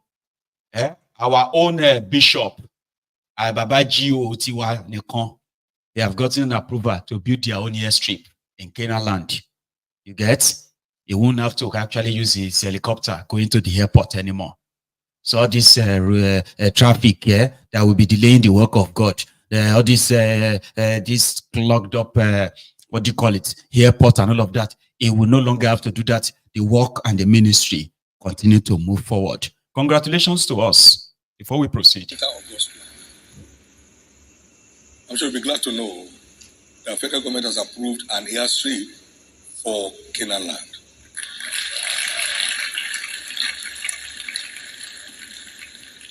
We are walking in the center of God's plan, so I won't need to fly an helicopter to the airport. I can go from here to wherever I'm going. Amen. Members with their planes will have where to land and park. Amen. By being in the center of God's plan. In the time of power, what is happening? A dollar was just 800 naira or thereabout a couple of months ago. Now a dollar is over 1,000 naira. How much will it go? Nobody knows. So the tone say falafulu. Ogba salary ikilawa. Igberaga week. Or bera recently like. Eat little and save more. You won't need a car to travel. You won't need an aeroplane to travel. You will just say, I want to go to London. And you'll be in London. whether you believe it or not, the time is coming when you won't need. You won't need that. So you just say amen. You just say, I want to be in London. You just be in London. Amen. The Lord is good. The Lord is good. Answer now. Oh, sorry. I forgot that now they view me. But you are supposed to answer. Say, the Lord is good all the time. The Mugus never get smart. So as you scream and shouted there, amen. He even said that those members of our church that have their own aeroplane, they will also be able to have place to park their aeroplane when they come for service. So when I buy my plane, I do not have to go and fly to Lagos. I just fly to Otta. It's going to be a strip there. Is Lord not good? The Lord is good all the time. The sandpaper, Sir Femi Falana, he has responded to Verydarkman. Again, he's not responding to Bobrisky. He's responded to Verydarkman. And according to him, he has never met or spoken to Bobrisky ever in his life. Or he's very, very upset and angry that Verydarkman will make such statements which could cause harm to him and his personality. Now, the thing has been escalated. According to Femi Falana, Sandpaper or Sandalili, or somebody will say, all these ones are in the name of Frosto Soto Bokeyamo. And that one they call Sandalili, Sandpaper, senior advocate of nuisance. Anyway, Femi Falana said, some people are already threatening him that if he dare do the Verydarkman, they will kill his daughter and they will burn down his chamber. Esa, at this age, like it's obvious nobody is threatening you with anything. Abba, the young man says, sue me, sue him. Why would you even sue him? All this now you did threaten to sue somebody because of their free speech, the right to free speech. You have like free speech is criminalized. We are trying to decriminalize free speech, blah blah blah blah blah. You are not even like whenever he speaks about Bobrisky, he speaks about Bobrisky like in absentia. Like Bobrisky didn't really do anything. The person that did something to us, he is a very dark man. What he said about us, what he said in that video, what Esa, this cho. If you want to sue, it won't roll she by. Said on May 4 this year, this guy called me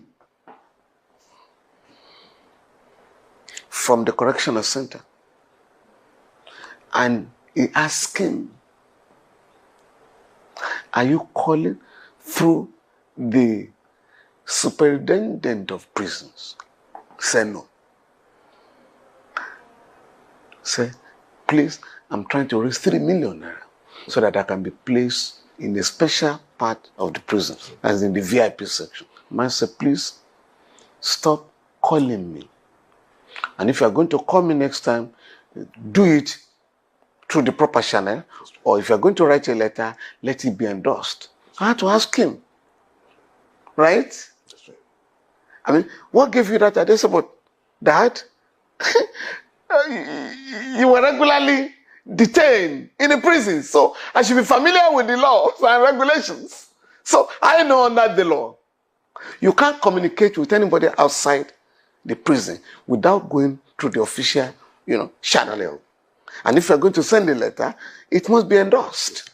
So I was being careful and advising. I know you appeal to other people, but that was it. And that was the last time my son spoke to him. It had nothing to do with pardon.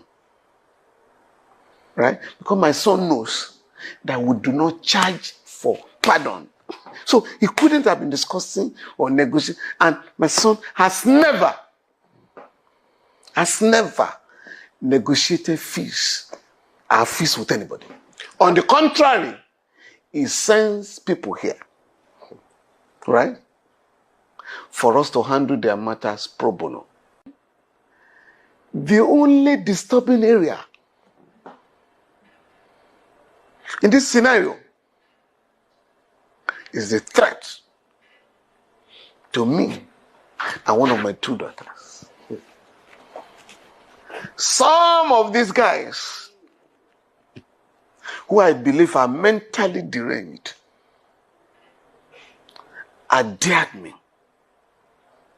If you like, if you go to court, we shall burn your office. They have also sent messages to one of my daughters that if your father goes to court, we shall kill you. I beg your pardon. In this country. I just laughed and I asked my girl, don't worry, I will take it up.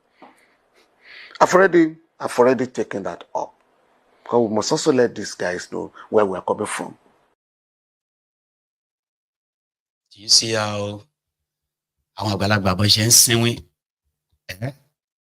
in Yoruba land, if you look at somebody like that, say, when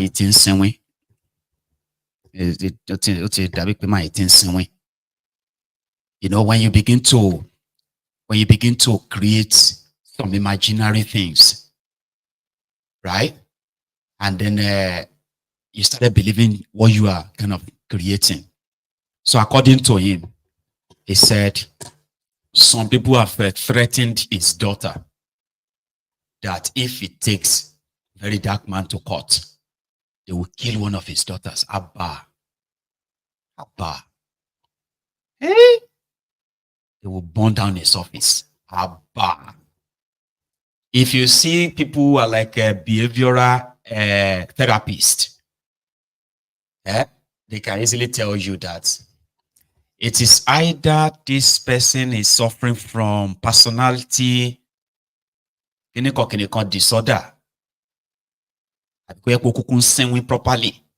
Like Mr. Falana not in no apology. Maybe you go see my own video too. And then the only way they will prove to us that we put in is when we would have to go and carry out psychological tests on him too. And that's laugh. That kind of laugh is what you get to see from somebody who is like a sociopath, or there's other name they give to people like that. His entire narrative is a total joke that some of you have heard a lot about Femi Falana. You see, when you sat, as you are seated there, right, and you are watching him on your screen, you are just shaking your head like, man. Most of the things that you actually, this is not the Femi Falana you probably grew up knowing. And I understand how some of you are doing everything to transfer this, your confusion, which has now turned to anger. You are transferring that onto Verydarkman. If Femi Falana says, some people said, number one, he recreated what really transpired between Bobrisky and his son. That is not what happened. That is not what happened. From the Bobrisky's audio, when he called pause, it was, I need money to bribe the EFCC or to bribe the prison officials. And Air Force said, no, I don't have such money. He never, for any reason, right, stated that it was, discussed the issue of pardon with force in that audio. He only said the Falana also, they will charge him 10 million naira to have his name removed from a criminal record. He didn't discuss that. And Force also never stated that he mentioned something about pardon or something about paying the what do you call it? Paying the warden and all that. He said, I need money. And according to Force, they were friends. Because it wasn't like he called Force. In fact, it was Force that called him from that their statement. And it was about money. Please borrow me money. That's it. So the part where he said the Falanos, they wanted 10 million naira to remove his name from criminal record. That is not something they discuss on the phone. So why is Falana kind of making it look like that audio said they discussed the pardon and all that during that phone call? No. But he's making that up. Then he went on to kind of try to exonerate his son, like, my son will never. Baba, calm down. Calm down. He said more. He said that Verydarkman and others are saying is their uncle. How come Verydarkman didn't pick up the phone and call him to ask instead of going online to share that audio? He is still thinking is that important? Like, it's such a very important, So that's the offense of Verydarkman. Then adding that part where he said they threatened him that if he sued Verydarkman, maybe about they read the social media comments. Maybe he's reading something on social media comments or so. I don't know. But he said they text his daughter. It must be that his daughter that is incoherent, For Lakemi Abikilurukwe. Yeah, that one that said to a lawyer, you know. It must be that one that went to go, Daddy. These people said that they will kill me if you sue Verydarkman. Really? Who said that? Oh my God, Daddy, they said they will kill me. Daddy, they will kill me. I said, no, I will take it off. I'll take it off. Or something like that, I think. So if you can imagine it, maybe I can imagine it too. Because I don't understand all this nonsense, man. The first person that you should actually go after, it should be that Bobrisky, but it's not even been mentioned per se. So he said, if these people said he's their uncle, they should have called him first. This part. Be talking about money. And if you look at that tape very well, I think the guy was alleged to be saying, first I said that my father will help to write a letter of whatever, but Nigeria being very corrupt, we may need 10 million naira. He didn't say he was going to give me 10 million naira. In the so-called private discussion with somebody, it was somebody else who now decided to interpret the recording by now saying, oh, I'm disappointed that Falana can take 10 million naira to write a letter of pardon. Oh, I used to have respect for him. So it was totally uncalled for. And if you now say, I'm your uncle, as we are being told now, why did you not put a court through? This is the allegation flying around. Is it true that you were going to, or that you had collected, because they say I had collected 10 million naira to write a letter of pardon for a convict? Again, as I said, it is not part of our practice. Let me get your perspective on things. You've mentioned that you will pursue civil proceedings instead of criminal charges against Verydarkman. Why did you choose this route? And I'm sure you have also explored the Cybercrime Law Act in order to file charges against him. Why have you decided to pursue civil proceedings? Frankly speaking, many people, including senior lawyers, suggested that I should file a criminal complaint. So in February this year, the National Assembly amended the Cyber Crimes Act and removed all those provisions that relate to libel or defamation. So today, a person can only be prosecuted under that law if he uses a computer to send pornographic materials or statements that are capable to cause a breach of the peace in the society. It has nothing to do with protecting any individual. That is the state of the law today. So I couldn't have filed a petition under the Cyber Crimes Act because right now I'm defending 2 journalists who were who are standing trial for cyber stalking or whatever, and we have raised serious objections. In one of them, the court had agreed, yes, the law has been amended, but this offense was committed when the law was still valid. We are proceeding to the Court of Appeal. But, I mean, on a more serious note, the campaign we are leading for decriminalization has yielded fruits in Liberia, in Sierra Leone, and Ghana. Those countries, the parliaments in those countries, have put together all anti-democratic legislation, anti-press laws, all anti-press criminal laws, and repealed them. So you now have to go to court to sue for libel or slander. Now, Lagos and Edo State have also repealed criminal libel.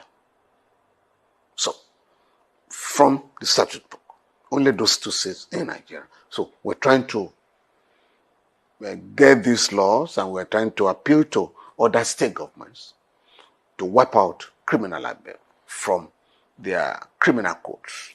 So this is the state of for that reason. It's not that there are no other criminal offenses. For instance, injurious falsehood, false information.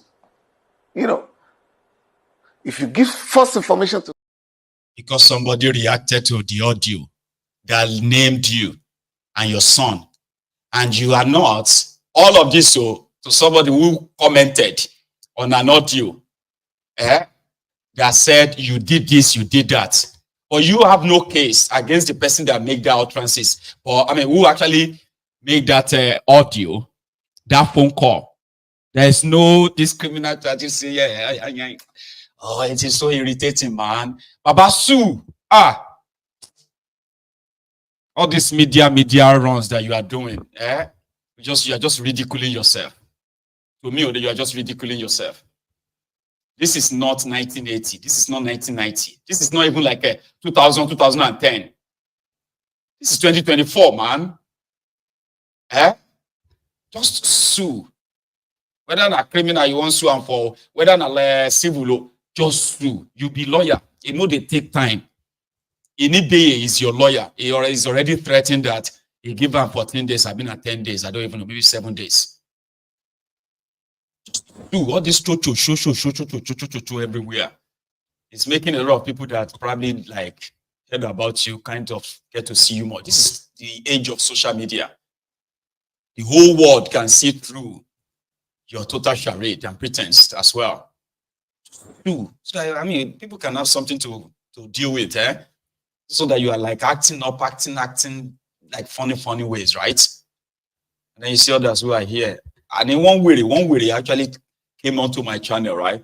And he said, yes, Maiyegun, he can be sued for libel. He can be sued for defamation. Sue him for defamation. Now, how come he hasn't sued him? Instead of suing him, he's doing media runs everywhere. Tomorrow now, you will see him on Arise News. Last time, you will still see him on Galaxy Television. Or you will see him at the Coco Inu Weroyi on top this matter. About sue him. Okay? People like us go they look for, how can I sue this person? How can I sue this? What should I sue him for? all these your legal advisors on social media, everybody will sabi the Nigeria law. You will see Maiyegun. And one way they called me illiterate. He said I am a legal illiterate. He said I don't understand law. I said, if you understand law, Nigeria need law, so your Nigeria get law, right? Person way accuse them. We talk about. Have you seen? I mean, do you notice how he's actually exonerating Bobrisky? He's exonerating. It's like clearing Bobrisky. Bobrisky said, like is like downplaying the Bobrisky that said all those things, and he's more energetic on how he feels about what the Verydarkman said. Like, Baba, just sue him. So me now, I need to pay many things. You get that now? So you can sue me too. I've said that many times. But some of you wearies will not kind of talk about that. You would rather abuse me because you are more interested in the low-hanging fruits. Sure, you know. You're more interested in somebody that you can like, because he lives in that contraption with you. I remember this man. You remember this church man from Nigeria? Olukoya, Bina Adekoya or something. With when he sued this lady, what's her name again? Badejo or something. Omolomo. He sued Badejo in Nigeria for libel, defamation. That one sued him in the UK. By the time the UK judgment came, Olukoya, your pastor in Nigeria, they're not born and well to come to the UK. Yeah. Because this is a place where something called free speech. If I see something and I react to it, I'll ask me for defamation. Yeah? But because Bobrisky said, "Oh, you got this," or you wanted to clear his name, and I reacted to that. Like, Falana, how can such person like Falana be involved in all of this? So you now take offense. You will now sue me, not Bobrisky that said it. Like Bobrisky didn't do anything. Me, we kind of played the audio, and then I reacted to it. Now me, you go consult for defamation. Sue me for defamation. I will sue you for criminal. If person sue me, say because of what I talk on my program, what can I sue the person for? Like, I will sue you for making me uncomfortable. Yes. Yeah, I'll go to court and say, the day you send me that email, I began to have a discomfort. I started having migraine. My family started suffering this and that. Then I want you to pay me £100,000. £100,000 for money for making me uncomfortable. Because I only express myself. But because you are a big man, you decided to put my life in danger. And you weary. Yeah, sue you for here too. So as they expect me to send lawyers to you in Nigeria, you will have to send lawyer here in the UK as well. And in the UK, right, they will go and listen to what I said. I reacted to an audio. You didn't deny it, but you said because of what I talk or how I said it. Yeah? So then we can just kind of counter sue ourselves. But in Nigeria, where they believe they can actually like muzzle everybody and all of that, big man, you want to ruin my reputation. Reputation will shield any. Reputation will I've had some of my people here who have come and explain to me too. You see, Maiyegun, Verydarkman statement is defamatory. Really, anti-me. But because I have a platform where I just, once you have a chance of calling in, you have the right to express yourself. And I can pretend to agree with you too. Oh, really? Right. Oh, okay, yeah, right. Right, Iko. You don't understand something, right? Free speech, yeah, is free. I can say it, I can say whatever I want to say, reacting to something. And if you feel uncomfortable, sue me. You know how you're going to win? If I'm making it up.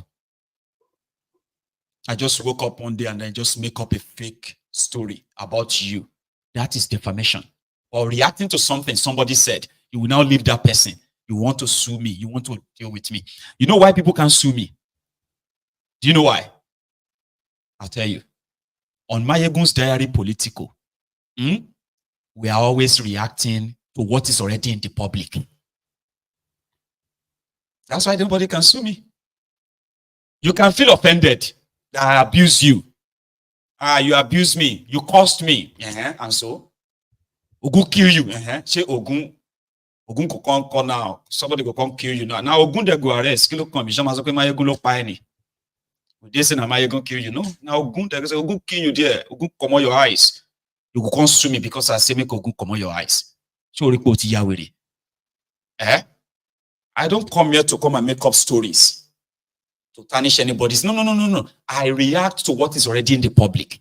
And you can't tell me how to react. No, you can't. Nobody can tell you how to react to, except in that contraption Nigeria. Nobody can tell you how to react to something. A state governor loot money. And I started bashing the person. You won't come sue me. Because of the language I use. Because of the way I said it. Say I did defame you. It is only in that contraption where you do your big men this thing. I can call your Gio, your Baba Gio, your Mama Gio, your Bishop, your Afa. I can call them anything. Because what I'll call them is going to be me reacting to what is already in the public. So sue me. Now people where you feel sue. Now like Sahara, where they do investigative journalism, say, how dare you release that information to the public? But you sue me. But because they have kind of messed up with your brains in that place. That's why you see some of you on social media who are trying to defend these criminals who are mostly informed.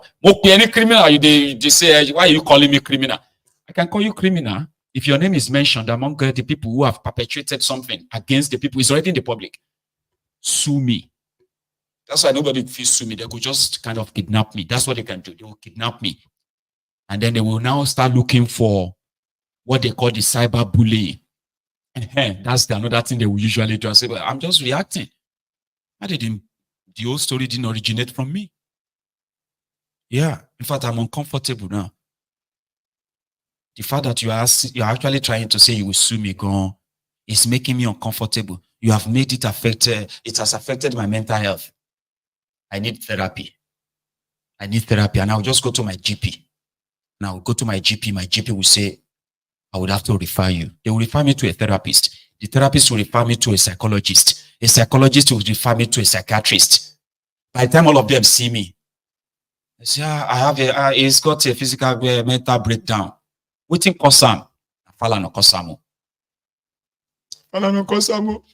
Falana Kosamo. They say, how are you feeling now? You tell me. Oh, you are feeling so depressed. Falana Kosamo. I have to go and use that report in the courts. And you Kosam. But yeah, you may not understand this, especially if you have lived too long or too much in that contraption. And there are some of you too who left, they take you out of Nigeria. They don't take Nigeria out of you. They come out you from Nigeria. But Nigeria no come up from you. So we have that too. That's why if anybody wants to sue anybody, right, you must have to sue the originator, the person that actually made the allegation. If he is lying, or not, then you sue him. And when you sue him, okay, for example, now when you can sue Bobrisky can say, na lie the lie you. The court now say, you Bobrisky, you go and pay 20 million naira to Falanos for making that allegation that has now spread all over social media. So after they now kind of convict Bobrisky, now we now know that he's lying. So if somebody now come later can say, that person has now committed a crime. Here you can now sue that person too. I say, are you not alive? The last person, the first person that made this allegation, that audio, he has been convicted of it. You can no longer use that audio against the people they mentioned anymore because it was falsehood. You haven't sued the person. They sue people where they react. Now they're mad. So here you have where he kind of, sorry. I have another one is there, but it's just going to make me more angrier. So there's no point in playing that one, okay?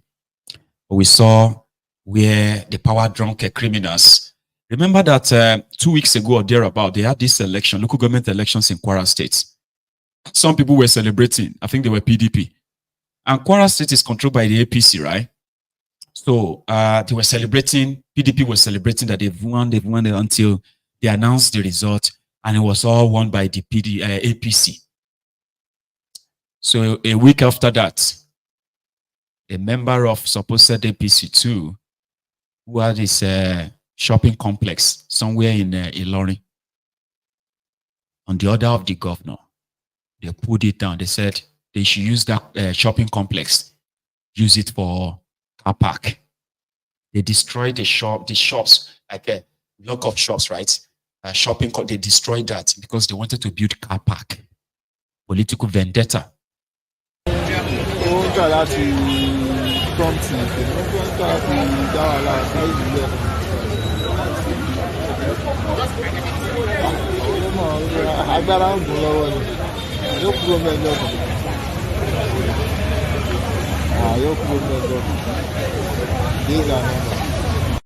Bọ́dà mi result election àti òye tá a jẹ. Àlámọ́lẹ̀ lẹ́lẹ́sẹ̀ ni, apáyé ìjẹgẹ lẹ́lẹ́sẹ̀ ni. Ó tún àwọn ẹ̀fẹ́ mẹ́mú. Ṣé sọ́líyàn wá ni? Àbí kó bẹ̀bẹ̀? Àbí kó bẹ̀bẹ̀? Àbùkọ́lá lùsí 2018 wọ́n ṣe kẹ́kẹ́. Wọ́n bẹ̀bẹ̀ ni. Olódùkú tí ò níran. Ó sọ̀bọ̀ tọmọtọmọ ni. Ọ̀rẹ́ ni ó dẹ̀ tí. Ẹ tí ò níran. Ìyá tó bí bẹ́bẹ̀rù. Olórí burúkú ní ìmọ̀ abíta ti gbé wá. Yẹ́ ẹ bẹ̀rù. Ìyá tó bí bẹ̀rù ẹ̀. Náà Bùkọ́lá náà ṣe, èmọ́ lùsẹ̀ ẹlẹ́sẹ̀ 2018, ṣé torí ẹ̀bà kan jẹ́ ni? Tọ́tún nífà ilé òkèrè jùlọ. Olórí burúkú. To Gbajabiamila, I've sent it to the presidency since this thing started yesterday, so that they can let the president know what is happening in this country. Security agencies are supposed to man their units to provide security and not to aid the governor just because of whatever thing they want to benefit from him.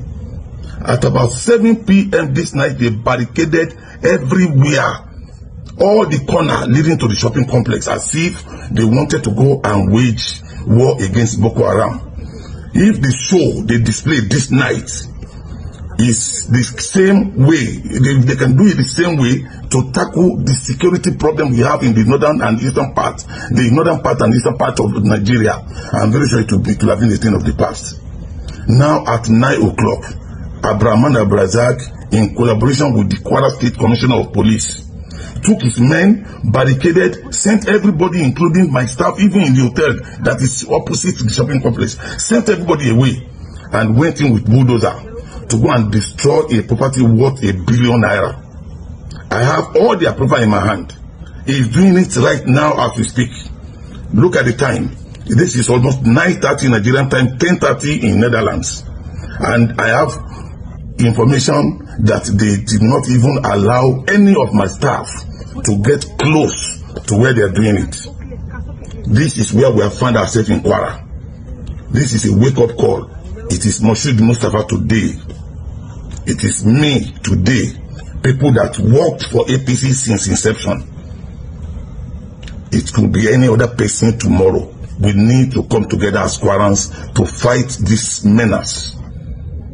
We have a mad person in government as in Kwara. If he can do it on Sunday night, it shows that the governor of Kwara, in collaboration with the commissioner of police, have taken it upon themselves to do it and damn the consequences. Thank God we have somebody at the helm of affairs as the president of this country who does not tolerate nonsense. I want to see what is going on.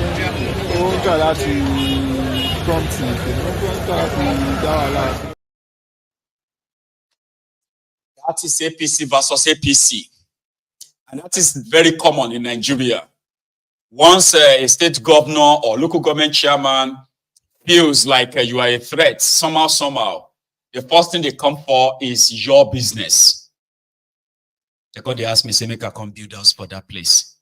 Do you know, I mean, if I buy land for Nigeria. I bury my mama on top of the land. Some local criminal politicians, double shift, and some of them in Odogbolu, they said they will sell my land. They'll go come on my mama body. And I was like, hey, you try it. Falana. Oh, on my show, queen everywhere. Imagine the audacity. Imagine if I come build house. Dubious that I can say, if you talk say my house for Odogbolu, if you talk say my house, now people, old people say playground is supposed to be. They will bring bulldozer in the middle of the night, demolish everything. Say, nah, this place, according to the master plan of Ogun State, it's a place where you have uncivilized people, criminals, running amok, running the affairs of the place. If they know where my papa house stay for Lagos, so we and gang, if you don't go demolish them, talk say, this place, it was supposed to be a mama put in Lagos master plan. Oh yeah, a wooden. That's how uncivilized they are. They destroy things, they destroy whatever they can destroy just to get at those people, the people they don't like. That's not how civilized people behave. And that's why I call them criminals all the time. But you see, dog eats dog. That's the situation. They are all APCO. But come be like say that person is believed to be working against the governor. Sure you get. So the only way to pay him back is to destroy his investment, destroy his shopping complex, destroy his hotel and everything. And it's a normal thing. They said they destroy the place to build a car park. Car parking. Car park. So if you're able to go just drive your car, go park there. Really? Ish. I think I have also overshoot my time this evening. But I don't know, should we even still take calls or just call it a night? I can ask you to put it into a vote. Shame will put on for vote. Verydarkman in Abuja has a message for Wike, where they do Godfather in Rivers State. Quickly.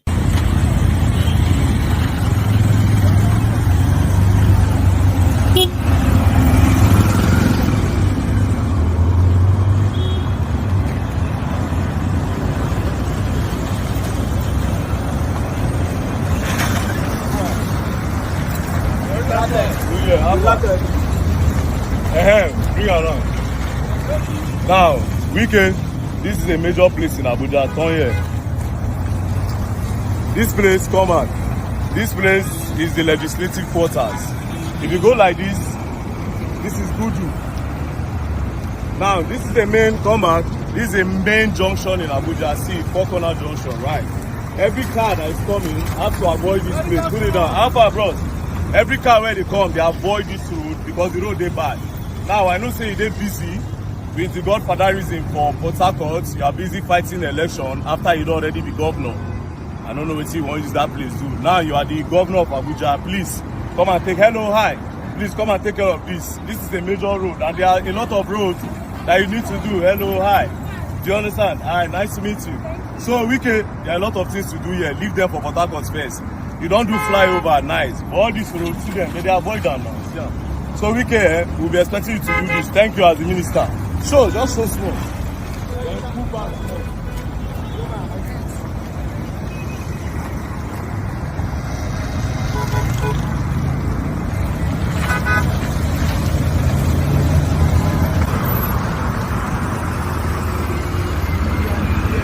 How far, bro?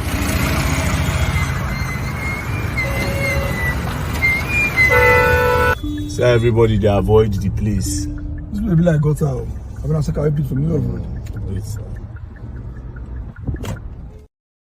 So like him, hate him is a voice that a lot of you probably some of the cowards out there, a voice they would love to be, but they will never be.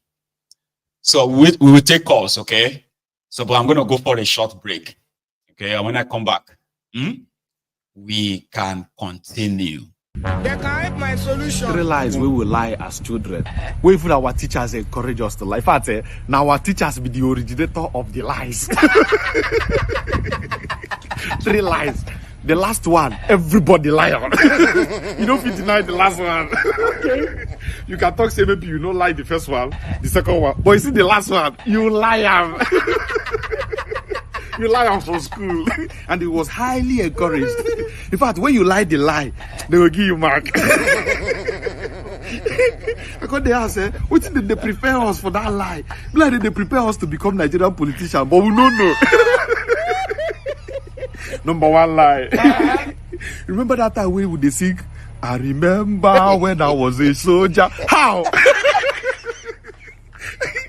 I would think become soldier for primary school and secondary school. And our teachers going to tell us, say, sing on, you're not singing. You are the back, why are you not singing? I would take big soldier with the march. I remember when I was a soldier. I remember when I was a... I mean, we be reincarnation. Most of us, Papa, no be soldier. Even our Papa say, most of our Papa, no be soldier. We go lie the lie for school. Lie and well. Teachers go to hail us. Yes, go, my children. My pupils are doing well.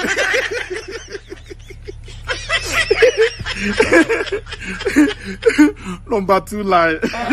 Parents, listen to me. We are the leaders of tomorrow. Let's start from that. Parents, listen to your children. Parents, you listen to you. My mama listen to you. As a child, then they tell us, parents, listen to your children. Parents, listen to your children. How? It's not possible. Then we are the leaders of tomorrow. Okay, we don't see the leadership now. We are the leaders of tomorrow. How? Everybody lie that lie. And our teachers, they encourage us. Will you sing that thing? Why are you not singing this thing? Sing that you are leaders of tomorrow. Don't you know that you're leaders of tomorrow? Plenty lie. The last but not the least, the organ pata of them all. The one we will take. In fact, if you lie that lie, they go talk say you did brilliant. Now from that lie, Yahoo starts. The origin of Yahoo start for this third lie. Teachers go come tell you. Write a letter to your uncle living abroad. Telling him how you're going to spend the holiday. Or how you spent the holiday. Is it that how you are going to spend? Or how you have already spent the holiday with him abroad in London or US? Which of my uncle they US? Oh my God! And they carry mark essay. The mark where they carry the large. And where then they bring this essay? Pass. Now for public school. Public school where you know say almost everybody where they there. Now due to predicament. When you afford private school, they will carry you go that public school. They can't tell you say make you write a letter to your uncle who live abroad. Which uncle they abroad? Now from there Yahoo starts. That's why you go see everybody where go public school they do well in Yahoo. A very good breeding ground. And then they take breed you. You got to say, later you got to say Yahoo no good.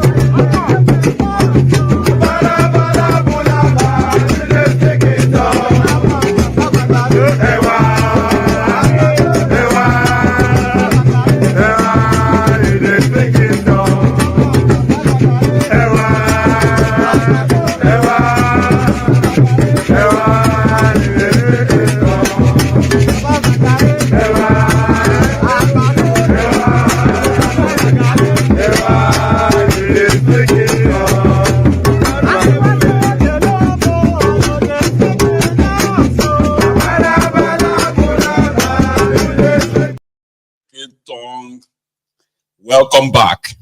And thank you so much to everyone still here with us. Please, if you haven't really paid your own offering, like the broadcast, kindly do that now. Sorry, I've got chin. I also have a first caller this night. Hello there. Yeah, hello, Maiyegun. How are you doing? I am very well, sir. How are you? I'm fine, thank you. I finished the call yesterday. I just had something to add to what I was saying yesterday. This evening. It was an interesting convo last night. Yeah. So let's have it. The bit I did we couldn't finish yesterday was right. Like I said, you and all other people, including like Verydarkman and the rest of them, they are you're peeling. You're basically, I'll say, you're felling the Iroko tree. You're chopping it by questioning so many things that people that we dare not question when we're younger. Bless you. We that in our 50s, 60s didn't have the right to question anything. Everything was shoved through our throats. We rather accept it and we have to deal with it. But I'm happy to see that a generation is coming behind us that are now questioning everything, even the very fabric of the country, how it was created, how everything happened. What my own conclusion is, what is going to happen now is Tinubu is trying to create a regional system, but not a regional system, a cartel system. Tinubu, after his 2027, is going to go back to controlling the Southwest like he did with AD. He's going to look for somebody and give him Middle Belt. He's going to look for somebody and give Northwest. He's going to go to Northeast. So it becomes a regional system on paper, but controlled by warlords. Like cartels. Each cartel carries its own section. The only problem they have now is Wike was supposed to control the South based on the agreement. But you cannot control what you don't have control over. And that is why I find this issue here. So Wike wanted the money from Rivers to use for his campaign, if at all he's going to go for the next level. Akpabio already control part of South. Bajamiole and his and Tinubu's son control some part. People like what's his name? That Southwest APC meeting 2 days ago, that they came out quickly to tell Yorubas that under no circumstances should they be opposed to Tinubu. We should stick by him. Really? Just watch. Since they returned the emir of Kano, Sanusi has been paid to remain on his own side. He has his own people he's controlling. They're going to create smaller warlords across. Asari is being paid to do his own side. All these things are way they manage that is what he's used to in a cartel system. They're going to have the people that do the legwork, the people in the middle that look like educated, but they are not educated, but they're just card-carrying members of the cartel. Then you have the people at the top. That is why Wike will tell you he will put the state on fire, and he really did put it on fire, and nobody can even challenge him for that.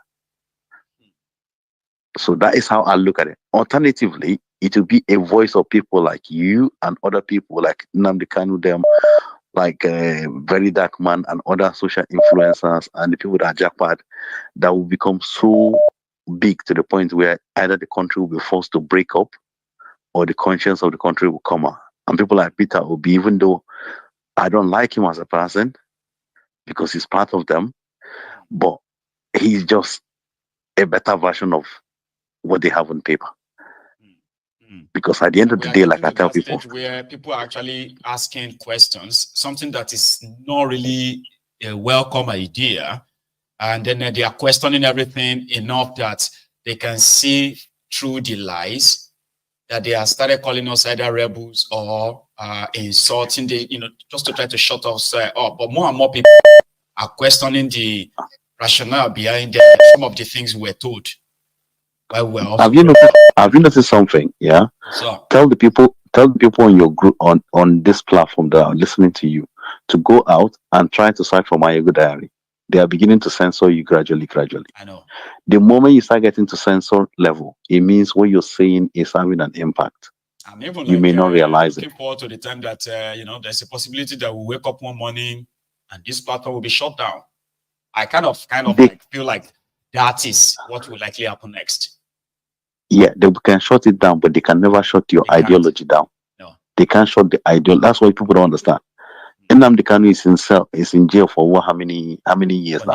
His ideology is still out there. That's right. What you do to an ideology, you address it. The problem we have in Nigeria is the people, my generation and generation above us, the 70s and 80s, we the 50s and 60s, we did not have the ability to challenge anybody because we grew up under military rule. Everything was shoved down to us. I thank God there's democracy. The younger generation are beginning to have the ability to ask questions. Yes. If it was before, everybody get picked up. And I think most of the people still ruling now, still have that belief that once you pick somebody up, everybody will shut up. Yes. It doesn't work that way anymore. Wrong. Exactly. We have to accept that the next generation of people have better information. There is no longer NTA that tells you what is happening and announce it. No. There is social media, there is phone media, there is TikTok, there is like ignorance information right now is a choice. You get that? Thank you. Like you can choose to be ignorant, okay? But that we are no more exposed, more enlightened, more educated than the generations before us is a lie. Back in the days when people would just be like, they just want to speak grammar. These days, if you are speaking nonsense, we'll say it to you. You are just talking nonsense, sir. Because we have access to the information that 50 years ago, 40 years ago, is only available to limited number of people. So if you are today decided that you want to use your time to go and watch breast and watch comedy, is your choice. If you want to be ignorant today, right now in this world today, is by choice. But back then, people never even have a choice to choose. You're right. Yeah. And just to finish it, for those people doubting that I say Tinubu is going to control Southwest, a control doesn't mean that he tells you what to do. Control means he uses the instrument of the state to frustrate all your legitimate effort.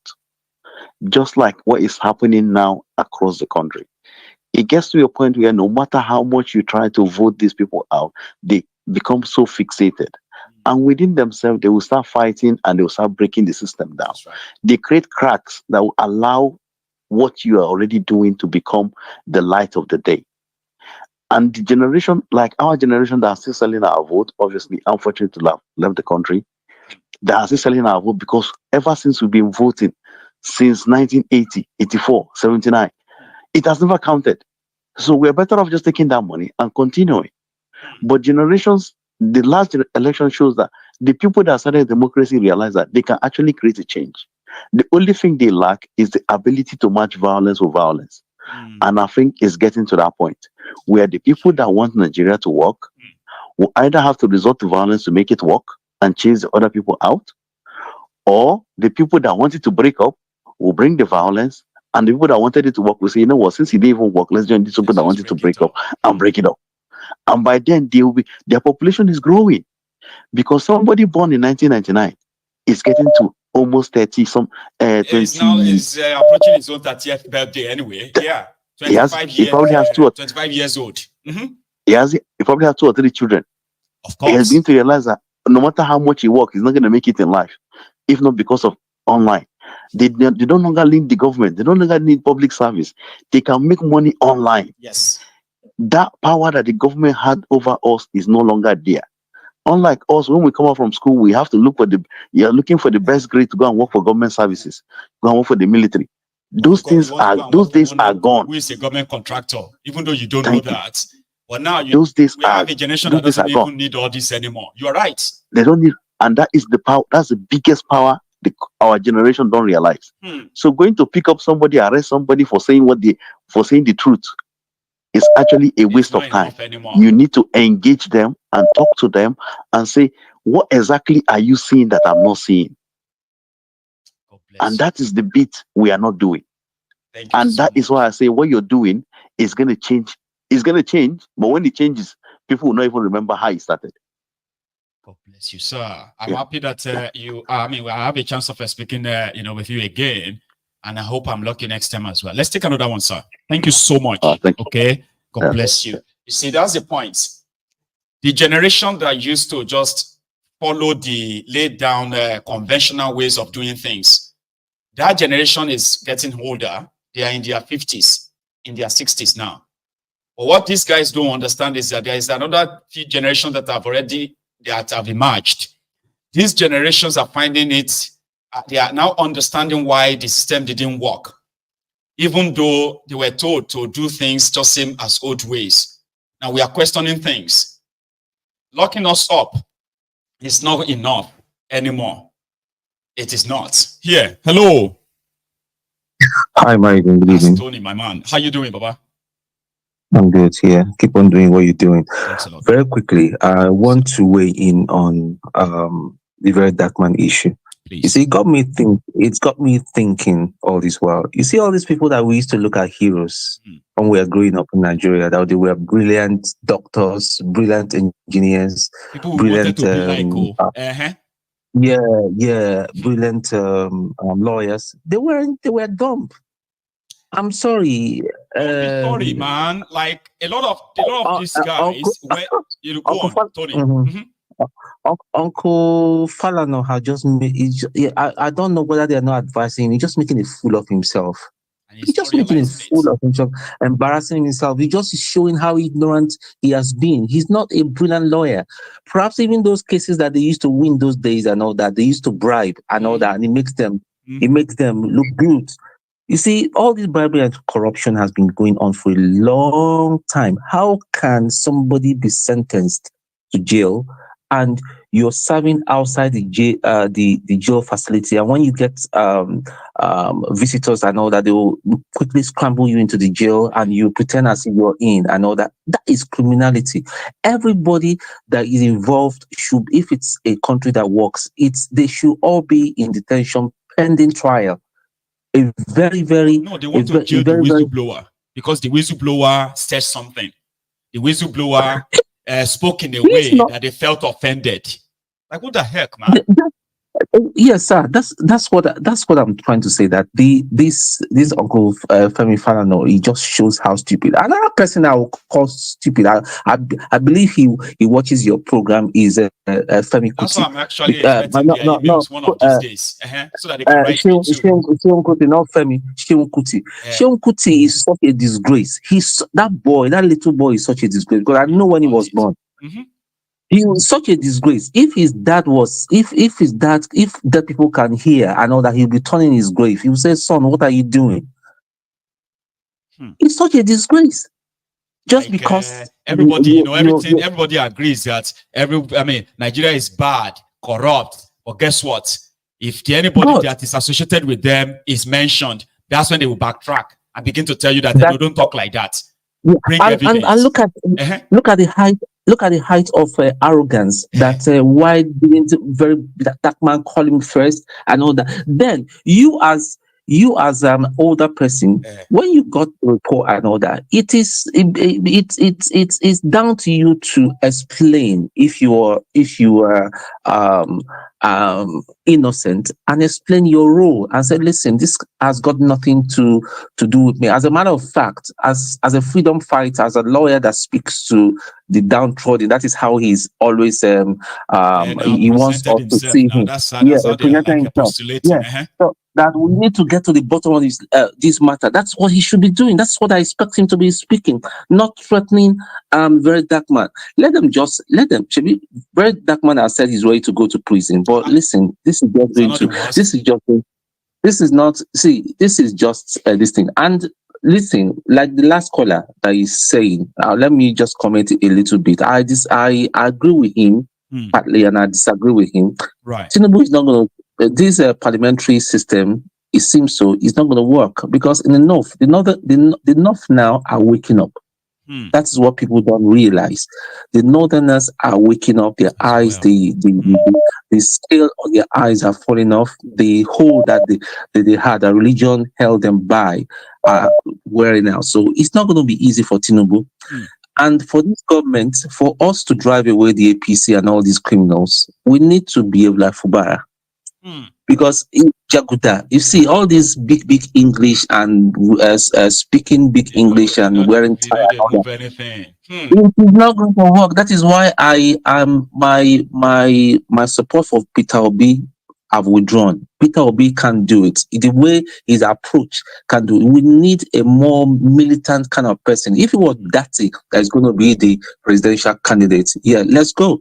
Because as for Dati, he's ready for the roforofo with them. He's ready to do the roforofo with them. And that's the only language. Give the order. Like, oh yeah, let's exactly, do this. Exactly. And that is the only language these people understand.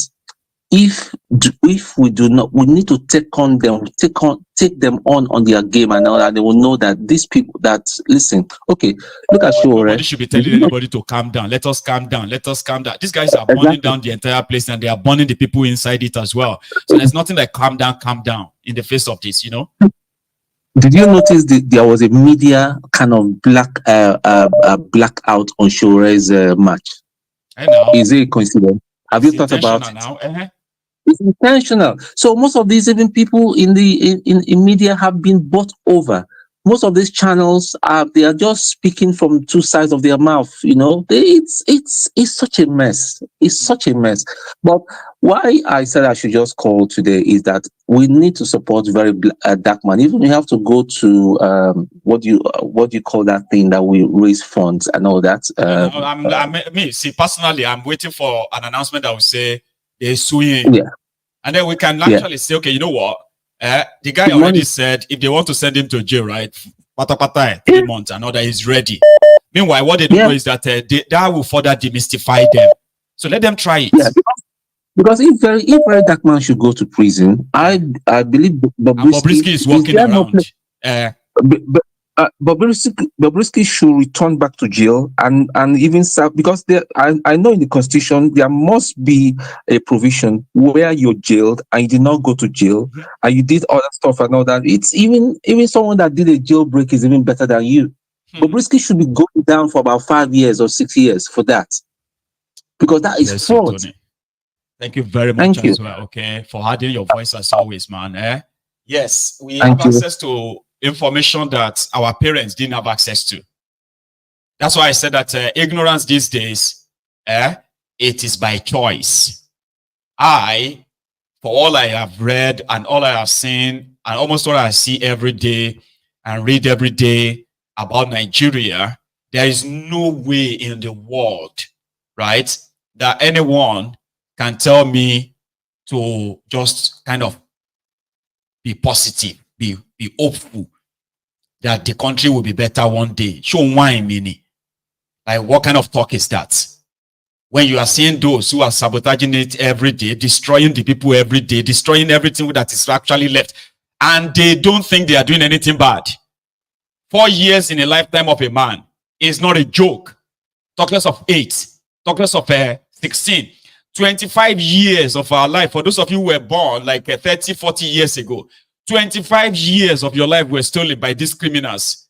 And somebody is telling you to hope on and wait for them to steal another 8, steal another 16. Do you know how old you're going to be then? Until you become nothing and useless. Or what have you? So that's why we're like, we'll never be like our parents. If they think there is no way out of this, we will promote and sponsor the total breakup of that contraption. Yeah, that's the only thing we haven't tried. Adeza, you there? Good evening, my brother. Good evening, sir. How are you? I'm good. Are you? Very well. Oh, thank you so much for joining us. Yeah, well done for your good work and the update. Thank you, sir. Everything about our country, Nigeria, is getting worse and worse and worse every day. I make a statement during the Edo election that the way APC is going, if we want to win the election, we should learn how to match them what madness to match. That's the only thing, because you see the off-season election after 23 general election that everybody cry, both local and international. We thought this off-season election will correct that abnormally. That's okay. There is hope that the subsequent election will be better. But when you look at what happened in Kogi, in Bayelsa, in Edo, you discover that it is even getting worse and getting worse on a daily basis. Why I am not supporting what happened in Rivers State, understand, But that is where we have come to now. Do you understand? And it's going to translate in all the states. You understand? It's going to, because go to court. Who do you meet in the court? You don't meet them, their wife, their children, their associates, and the rest. Because in the past, when we were very small, they say judiciary is the hope of all common man. That when all hope are lost, the judiciary will defend the constitution as it's supposed to be, because they sworn to constitution, not the individual political office holder. But the reverse is the case in our time. That even when you are beaten up, you see it is glaring to both the blind. When you go to the court, the people who go with the bag of money, the justice will be delivered to them. So as it is in Rivers, I'm just telling you that is what's going to repeat in all the states, because you have to learn how to match them. They say if a man they run or the eye too would look up.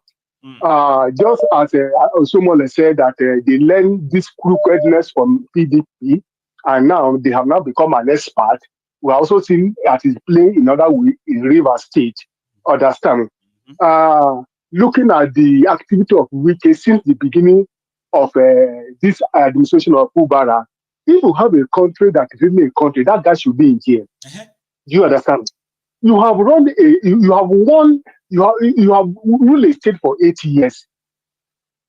You are no longer a governor. Go arrest, allow the next, even though if you are you believe you are the godfather who brought him, he says so, you are the godfather, but allow him to breach. Do you understand? And even when we are talking of the men of God are taking 10%, he is even want to take 30% of the resources of Rivers. It's not too much. Okay, by the time he takes 30%, Fubara take his own. What will remain for people of Rivers State? And all of your appointees begin to take their own as well.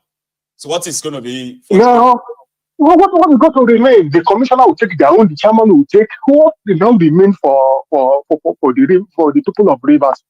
Like what the police IG did, where he said, if it is in a place where country is country, IG police should not be in office by now. But who's supposed to execute it is the people they are working for. That's the problem there. Do you understand? Because he didn't act alone. So if anybody thinks that that presidency didn't know that, you know? Yeah, no. They are not acting alone. They are not acting alone, because these people, they are acting for the, just as I told you what happened in Edo State, that, okay, all this one, they are crying, ringing of election. I don't support it. They are not supposed to cancel the election. If we take them time to repeat the election and get it right, it doesn't matter whatever they have spent. But the people who are supposed to implement it, they are the one they are working for. Wike is too big to be arrested, even when you have a glaring evidence. IG police is too big to be sacked from the office, and this is what is happening in all the states. So the river people, they also support their new government. Understand? Well, in Nigeria, in the next 4 years now, you'll be seeing that the people will be against him again. Except if you'll be able to do what is right, to actually do what is right for the people of Rivers. Because at the end, it is the people of Rivers State that will lose. We can have make enough money to do whatever you want to do. So also other political office holders. So I think it is a time for Nigerians to actually rise up. Because today, as you are looking at what is happening, so the game, Dangote, Nnpc, they are playing against Nigeria. People, and now. Do you understand? So people are dying every day. They keep on giving us all kind of thing that does not make sense.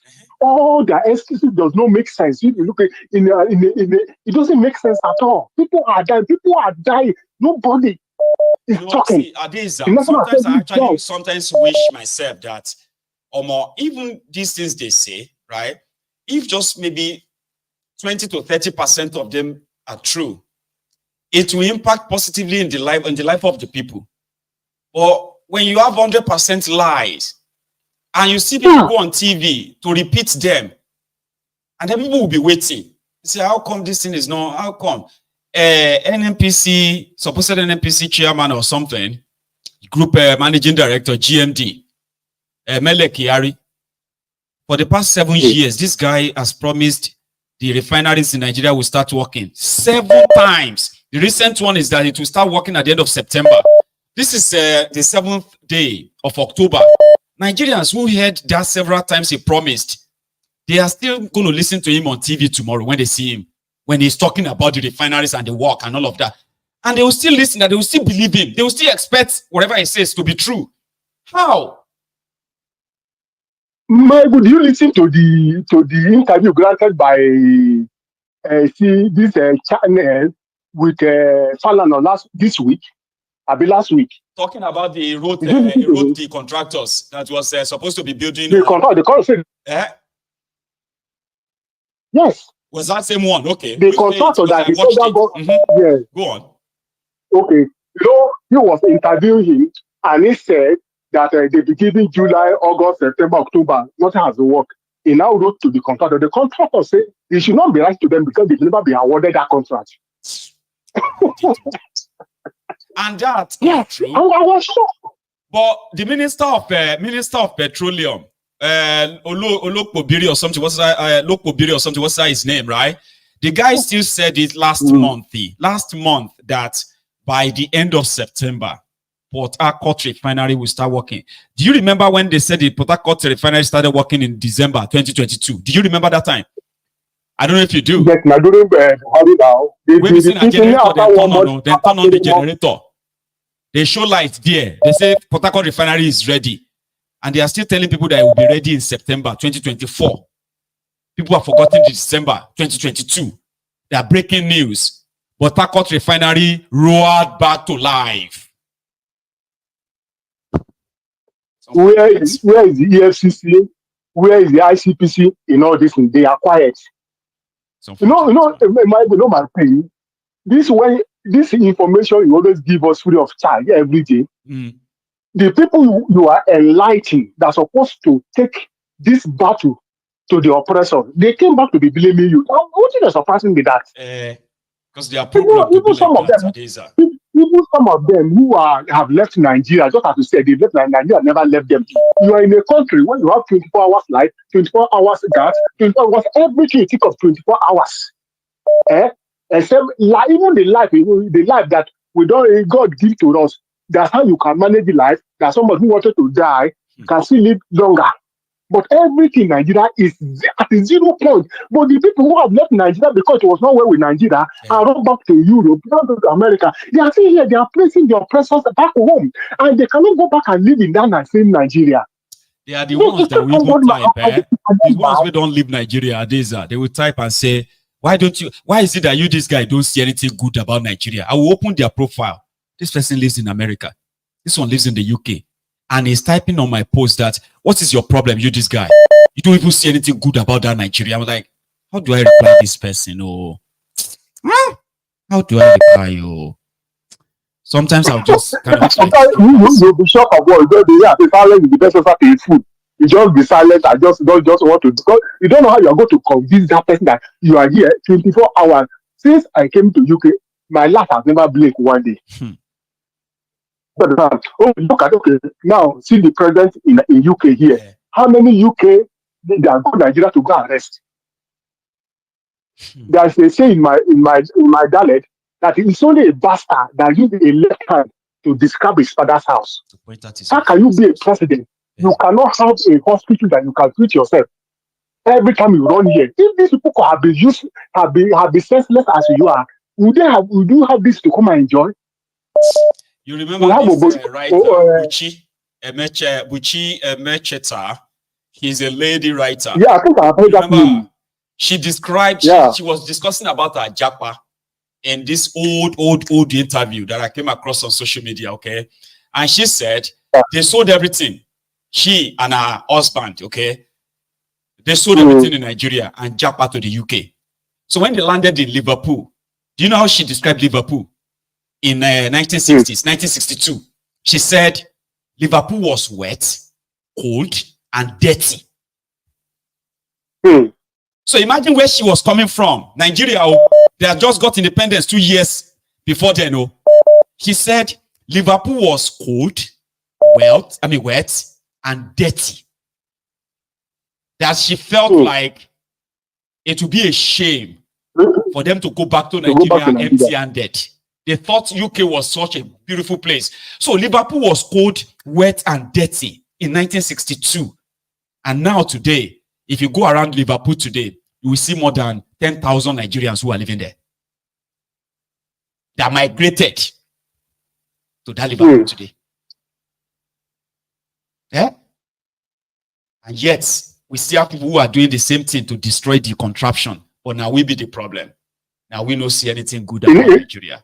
Our father's time, they colonize them by force. Yeah. Today, we are the one that are using the money to buy the baby because of what our leader has done to us. Do you understand? We are using the money to do it by force because of the leadership we have. Yeah. Coming to UK to come and take treatment. Yeah. And the person who did Lagos, no one hospital in Lagos that he can attend. No place to rest for holiday except to come to UK to come and rest. It's surprising. Thank you for all. Thank you for your good work. God bless you, sir. So I have another. Oh, hang on. Did I get that? Okay, yeah. I think I got it now. I have another caller, but I also have a chance to remind you that you can still like this broadcast if you haven't already. Okay, we have Emoji on the line. Hello there. Hello, Maiyegun. Good evening. Good evening, sir. How are you? Hi, sir. I'm fine, and you? Well, very well. I'm still here. Thank you. Maybe you don't say you don't talk your own. Heaven don't hear your voice. Thank you. We where they watch you for like 8 years now, 7 years now. We don't hear our own. We don't collect what we won't collect. We don't fight on inside us. It don't be like ideology. Some of us where they are abroad too, we don't hear your voice. Where they enjoy light, enjoy road, enjoy traffic light, enjoy everything. Where we say they no one change. Understand? Na madness, na mental issue. You know, say when Nigerians they say now when person wear dirty clothes, they outside. That shows that person is crazy or that person they mad. No, even to throw away waiting. You don't use. If you don't fit throw away what you don't use, your old property. Now madness. If you don't remember wash your clothes, now madness. Now mental issue. But a lot of people think say only when person they dirty, they walk out for road naked, now be mad person. Like all those people who die abroad, where they it's like me, I don't die abroad for 14 years. I never use hand wash my clothes before. Till date. If you off light, now be saying if I don't take light for your house. Anywhere you go, if you want to go your garden, open tap, you go water your garden. And people they enjoy all these things. Still they promote that zoo, that nonsense area. Understand? But that is by the way, Maiyegun. I see today when I saw interview with this man called Falana, I used to have so much respect. When I listen to the man every interview, that is fake smiles. He make me they remember Oyibo. When you meet Oyibo at the corner, they will smile for you. You think say in the smile, he go just pass you. Now to gather courage, pass Dake or waiting like that. Now fake smile Oyibo. So when I watch this guy on interview, when I was thinking that this guy is real. When he's talking, I'll be thinking that, oh, this guy is giving them pepper. He's a good activist. He's this, he this. See this little thing with Verydarkman. Like one of the callers says, that we thought that these people are hero, that these people are intelligent. They are not intelligent, Maiyegun. I was ashamed of the shame when they catch the man. Can't they catch me? We're supposed to catch the man. The man for just keep quiet. It will not come That's another thing, oh. Like, why are you doing media round? Why are you going to media houses to talk about this guy? The guy will not come out at all. At all. You just demystified yourself in front of all of us. Like we just say, look at him. Look at what is he saying? Oh, he's lying. How can an old man like this be lying? Like it's so easy to see through him. Yeah. It was my sister that tell me those days when I do something, if she ask me I'll begin like, oh, so my sister will tell me, this is defense mechanism. And my sister always tell me this thing. So this man coming out to defend this thing shows that I begin to think all these cases that they are winning is bribe. They are not winning any case. There are more better lawyers. If you all these small lawyers that always gather with Nnamdi Kanu, I think they can win cases against that man. But due to Nigerian corruption and this thing and name, they will just place him there. He be winning, telling that he won cases. That man, I don't think he's okay. He's supposed not to come out. Like I really wish we can see videos of him defending a case in court. You get what I mean? Yes. Like just a video of him in action. No. When I watched the Okuta panel, well, there is one. I would recommend that to everybody. Go and watch him during the Okuta panel when he was cross-examining people. Like this is total rubbish, man. Honestly. Going back to this guy that had his birthday, and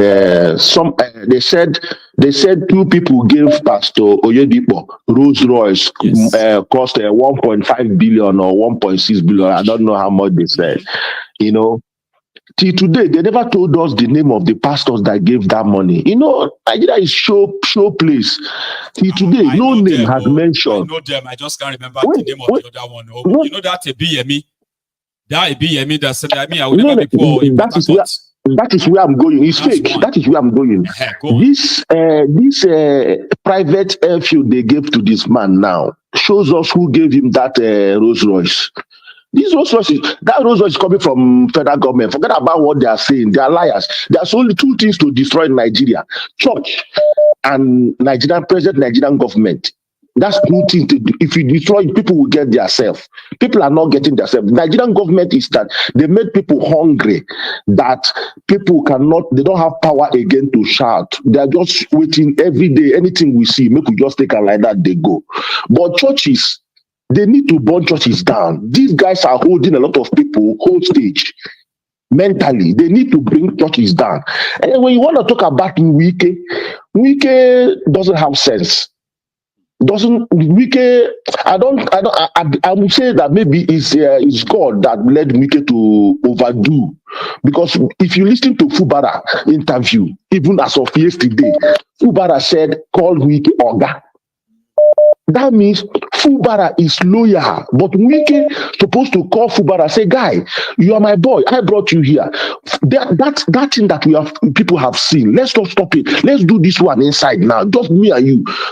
If he wants, but Wike doesn't have sense. Fubara is still loyal. I pity people that are insulting Fubara, that Fubara is an ungrateful person. Fubara is mumu.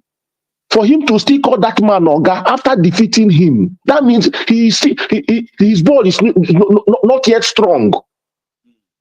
Because if Fubara is if Wike is position of Fubara will be running now. We'll be running away from River State or from Nigeria.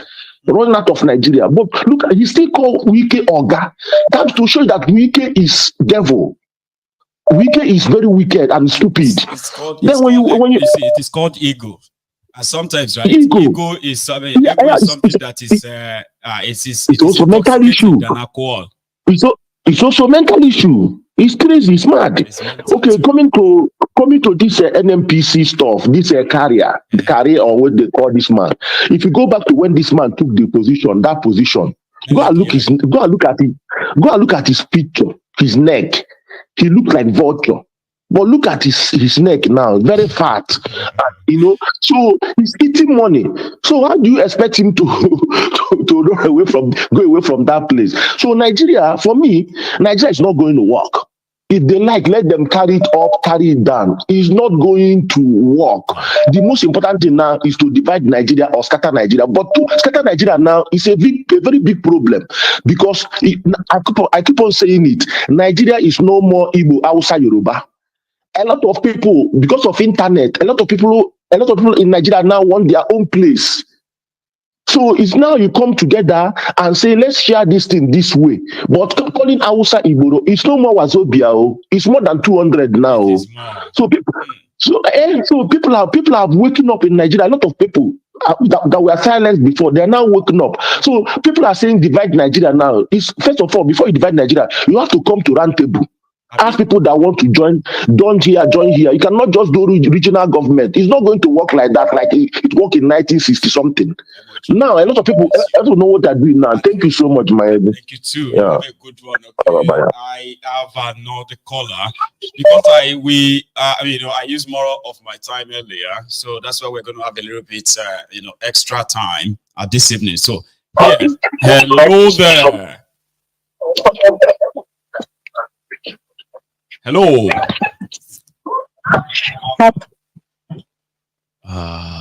Can you hear me? Hello. Hello. Yeah, I can hear you, Maiyegun. How are you? I know you have been on the line for like almost an hour now. It would be such, it would be really, really heartbreaking if you are unable to get on this evening. How are you, ma'am? I'm good, sir. How are you? I'm very well. How's your too. family? Well, we thank God. Okay. Thank you very much. First time calling you. Oh, you're a first time. You are very, very persistent. Keep it up that way. That's how people actually get on. All these callers that you see all the time, right? They can die like 1,000 times. You know what? I actually wanted to give up this time, but I'm like, okay, let me try one more time and see if it's gonna go through. Thanks for not giving up, though. Yeah, yes, ma'am. Please. Thank you so very much. I've been an ardent listener for the past, I think it was later part of 2008. Oh. I've been on the show. God bless you. Yeah, it's been a while. Thank you so much. When you were still in your Christian and all of that. Yeah. I know. Yeah, so I don't do this, but I just wanted, what prompted me to, just contribute a little bit was after the wonderful show you had on Saturday. Right. And I think it was the first caller, a lady that spoke about the VDM issue and all of that. Right. She tried to let people know that there is nothing as godfatherism in Nigeria, which is wrong. And if for somebody, I don't know if she's actually living in Nigeria, but if she's living in Nigeria, she didn't say there's no godfatherism. She was saying that Bobrisky doesn't have any godfather because the way we know godfather works, right? They would have made the whole thing disappear before it get this messy. Is that he's lying, okay? Or his godfather are not really godfathers. Or somebody already explained to us that in Nigeria, your godfather self get godfather. And that one self get I know, right? That's what I actually wanted to say, and they also cover their tracks. That's why they didn't want him or her to appear in the what's it called, House of Assembly. So that shows that, and one thing I want to say is that you see this video, we should actually look at him and see how we can, help him. One thing I know for a fact is that guy listens to you. I tell that guy listens to he listens to your program. I know, I am very convinced. If he doesn't, then that means he's been outside Nigeria. Maybe he has been opportune to live outside Nigeria. Not really, he hasn't. He's always been around there and all that. It's just some kind of a homegrown, individual that just probably felt like, man, oppression of a thing, right? Because with the way he's going about it, like he's tired of what I feel that he has been opportune to live outside Nigeria, and then he'd be like, why do we have so much in Nigeria and we are suffering this much? You get what I'm saying? I do. He's You not remember he doing said that. that he could have made so much money for himself. Yeah, and that's why I look at him very well and I see that this guy is not selfish. No. Because that's the number one thing that kills people. When someone is selfish, you can add any other thing, negative thing to that person, and the person will, go with it. That's it. This person is not selfish and he's bold. And he said it time and time again that he's not afraid of anybody. He's not even afraid of dying. See? Do you get what I'm saying? That means he's tired of the way people are living. There's one thing about, humanity. If you have this sense of, compassion in you, you don't see things go wrong and you just turn a blind eye towards it. You feel it that people are not supposed to live like you don't have to be a direct victim before you actually speak out. That's one thing. Of course, and then if someone says that brings me to the point where someone was saying people always ask you which way forward. I want to say that if anybody asks you which way forward, tell the person to go back to your program from the day you started this program. Yes, the person should take time and listen to you. If the person is not able to pick one thing or one way forward from all you have been saying time and time, year after year, then the person there's me. Exactly. Of course, not even watching you. That means there is nobody that will provide solution, to what is going to happen in that country. God bless you have been saying this over and over and over again. People keep listening, but they don't want to do. They don't want to act. And there's one thing that guy said, that they should not be afraid of him. They should be afraid of other people. We have a lot of people like that guy, that VDM in Nigeria, but they are afraid. They are so afraid, of coming to do the right thing. Those are the ones who call the silent majority. The ones who are trying to wake up. The day they wake up. The day they wake up. Yes. And another thing I want to say, you see, truth. You can't cover truth. No. You just cannot cover truth. Truth stands on its own. Truth is like a naked man. You see everything. You don't hide truth. Nothing to hide. If what is Falana and all of that, they are saying that VDM is making up, that's like a concocted story or all of that. That means he's trying and he's coming to defend it. As elderly as he is, that means there is an atom of lie in what he's doing. Because if he's actually upright, he shouldn't be the one to defend himself. No. Just like Shehu Kuti said, he has won so many cases that he's aware of that he didn't take money for. If he is in quote, if he's upright, he won't be the one to sit down and defend his name or defend himself. Other people will come up, people that he has, defended in the past without taking a dime, without even asking for anything. They will be all over the internet, putting up their stories to say, no, this man is not like this. No, I don't know if you get what I'm saying. I am following you, ma'am. That's one thing about truth. You don't have to defend it. No. You don't just have to defend it. So all I want to say is, if there is any way we can do, we can try to see how we can, help this guy, because he's really doing a good job. The moment he calls out, anyway, we are waiting for them to actually really sue him. Then we can see who and who will respond. Right. It's just should know that he's not alone. That's one thing. Thank you so much. That's it. Yes. Thank you so very much for picking my time today. Yes. Keep trying. I want to talk to you again some other time, okay? You have a good evening, ma'am. All right. Cheers, ma'am. So somebody said that Verydarkman is afraid of dying. You don't get it. See, there is nobody. If I tell you that I am not afraid to die, doesn't mean that I have to put my life or put myself in line of a danger intentionally. Okay? Not being afraid simply means that, number one, I will do everything to protect myself. I will do everything to protect my life. But if it now comes to that point where I couldn't do anything anymore, right? And so be it. That's what it means when somebody says, I am not afraid to die.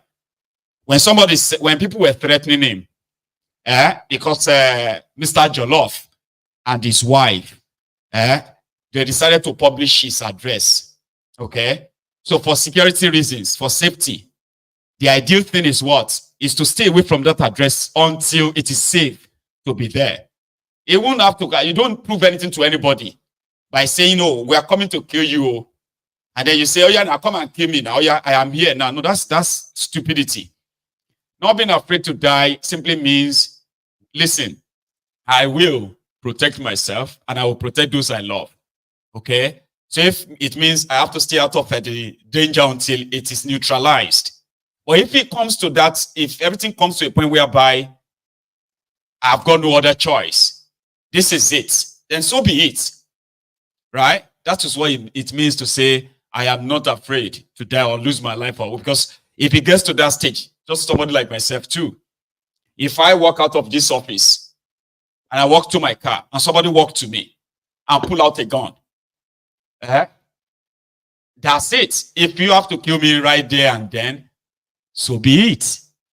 But if I have to fight and fight for my life, at that point, I will fight for my life. It doesn't mean that I'm afraid of dying. Or I will then put myself or my life in danger. Or because I'm not afraid to die, then tomorrow I'll buy a ticket and then fly to Nigeria, fly into that danger. And so, yeah, come and shoot me. Oh, yeah, come and this or that. No, that's not what it means. When I went to have my mom buried, I knew what I was up to and up against. So when I got to Nigeria, right, the first thing first was to make sure that my hotel was never public. But unfortunately, the day I got to Nigeria, I had people who I actually trusted, including the people that arranged my hotel in Ikeja GRA. Right? So everybody knows that I'm going to be in Nigeria for my mom's burial, of course. But the first day I landed in Nigeria, the first person that was not supposed to be in my hotel, but it was my friend, decided to take advantage of my influence, because I had that influence, that they should book him in the same hotel with me. He had a house that he planned to stay. I was meant to stay in my hotel by myself, and only those that are allowed to see me were supposed to come and see me. But when I got to Nigeria, he already kind of forced the hand of this guy to give him a room in the same hotel because he wanted to kind of be closer to me. I didn't know that. So when I landed, the next thing I was like, okay, let's take a walk. When we walked out of that hotel, the next thing he brought out his phone and he went live straight. He went live for everybody to know that we are together. And guess what happened after? The government of Ogun State, which Irokunle, Ibikunle Amosun at the time, was one of the people I actually really latched on, like on my program all the time. Somebody that people believe was so dangerous that he could harm me. That guy knew that Amosun could harm me. He knew that. But guess what? He was in contact with them, no doubt. He went live to show to everybody, everyone, that Maiyegun is here, is now here, we are together, you see, and all that. That simply means I was no longer, I've been exposed. Abi? So the next thing after that was for people to start requesting to come and see me in that hotel. So my hotel became somewhere that people I never wanted to see were all coming around. So I'll be in my room, and this guy will say, oh, somebody, so person is here to, I don't know, can you come downstairs? Can you? So I wasn't safe. But that doesn't mean that at the same time, right, I should, something like, putting myself in the line of arm. But it already happened. So it simply means, well, if they actually want to harm me, well, they are free now. I did all I could to put myself to safety, right? But I got exposed by people who were supposed to understand what my security meant. So if they had to kill me or harm me, there's nothing I can do anymore. So they are free. They can come and do it. So it was time for me to go for my mom's wake up. Guess what? There were already about 4 guys. They called them, they said they were cultists who came to my mom's wake up. I got stuck in traffic. So Lagos traffic before going to Ijebu. So which means I missed my mom's wake.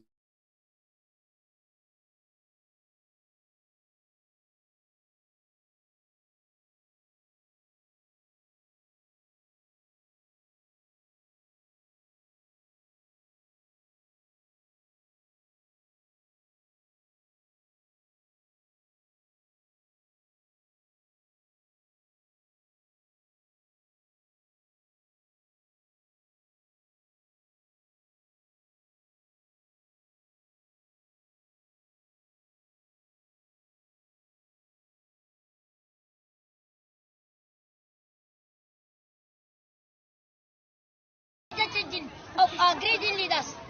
Oh, Thunder, where are you? This is the time you are supposed to strike, so that you eliminate all of them, so that you have peace in our nation. Or join them in one aeroplane, so that it will crash land in the course of their journey. Furthermore, our security agents, i.e., the police and the of our greedy leaders. Oh, Thunder, where are you? This is the time you are supposed to strike. Anyway, I don't know if this is still probably going to work, okay? But I am going to save you the breath, all right? Okay, I think it's working now. So the story is this. There were guys who came to my mom's burial, or my mom's wake up. And when they got there, the people they met, who are also like from the Jebu, they knew they could recognize them that they are cultists. And they said, oh, we hear that he's around. So where is he? I said, well, we are all waiting for, but hang on, why are you here? Why are you looking for him? No, we just want to invite him to have a talk with him.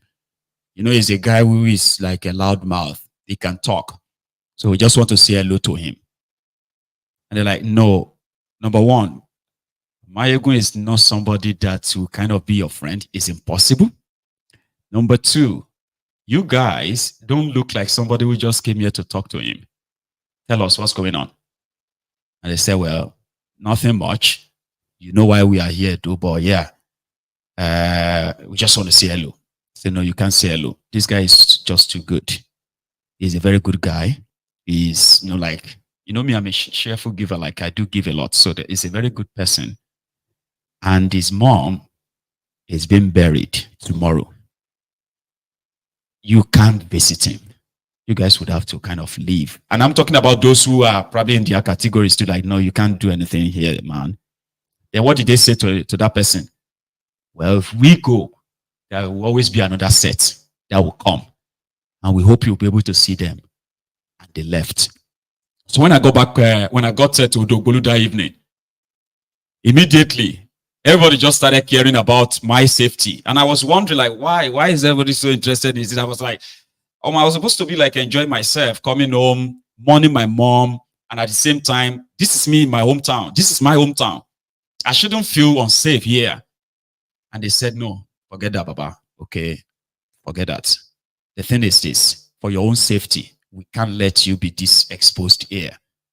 The following morning, somebody had to bring in this bulletproof ugly car like that.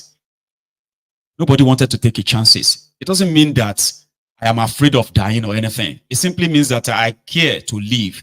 But if it gets to that point where I've got no choice and I've been cornered and there's nothing I can do, then bismillah, I have lived, at least. So that's why it means when somebody says, I am not afraid of dying, it doesn't mean that you can then not kind of like protect yourself. So don't always take people's word out of literary word of you, okay? I'll take this my last call. Hello there. Hello, brother Maiyegun. Hello, sir. How are you? I'm good, brother.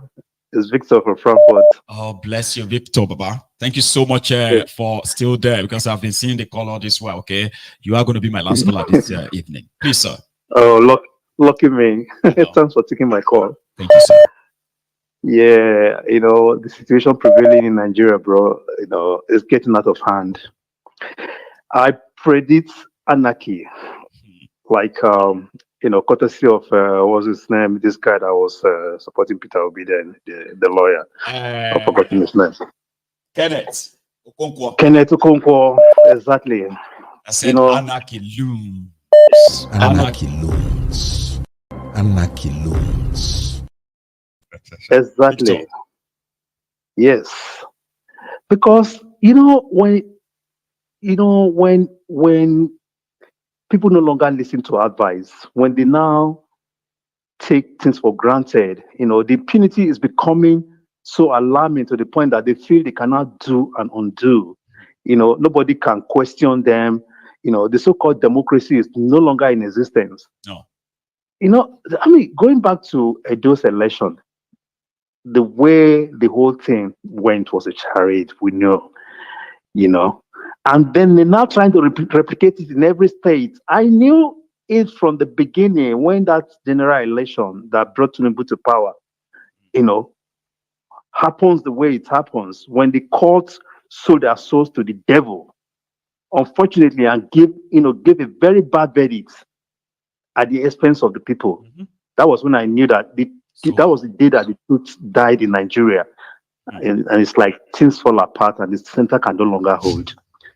So people like Wike, already promised Tinubu, don't worry, they're working towards the 2000 exactly. It's always about the next election. Exactly. If only they can, exactly. If only they can capture river states, capture the important states, Lagos and all what have you, Kano, and then they've gotten hold of the whole of Nigeria. And then they're strangulating the people, damn it, the consequence. You see, the only people that, would have been the hope of the people now would have been the military. And they've sold out completely. And these guys are so unpatriotic that, they're supposed to, come in to checkmate these people when situations like this arise. But, they are even the one helping them to perpetuate their evil. I can't imagine the regimes now. They did it for Bukwari. Instead of defending Nigeria, they defended Bukwari. They are doing the same thing again. Rather than protecting the constitution that they swear to protect, or that they sworn to protect, they are protecting the image of the ordinary people. So invariably, we are building up strong men, like you've always said, and then building up weak institutions. The court is no longer in existence. There's no more justice. The legislature has been captured. Almost everything, then who is there to defend the common man? Maybe the common man himself. They're taking the state resources, commandeer it to themselves. And they are in charge. Public properties have been changed to their private properties. There's no way out. So unless there's a serious revolution, unfortunately, I'm not the kind of person that would have advocated for violence. But the way we are going now, I don't see Nigeria surviving this. It's unfortunate. I don't see Nigeria surviving this, because what they are running away from, they're eventually going to get it. Eventually. Thank you so much, man. I know it's so late as well, right? I know. We'll get a better time tomorrow. Thank you very much for being still there, by the way. I will speak my Lucas family. And to yours too. God bless you, man. And thanks to everybody from the other side. We've had a very long, interesting evening. And as usual, it's kind of overstretch our normal time. But it's worth it. So please, if you have been pretty much comfortable with this chat this evening, as always, do not leave without leaving your own offering, which is like the broadcast. I'm going to see you again tomorrow. Let's see what tomorrow has for us. Good night.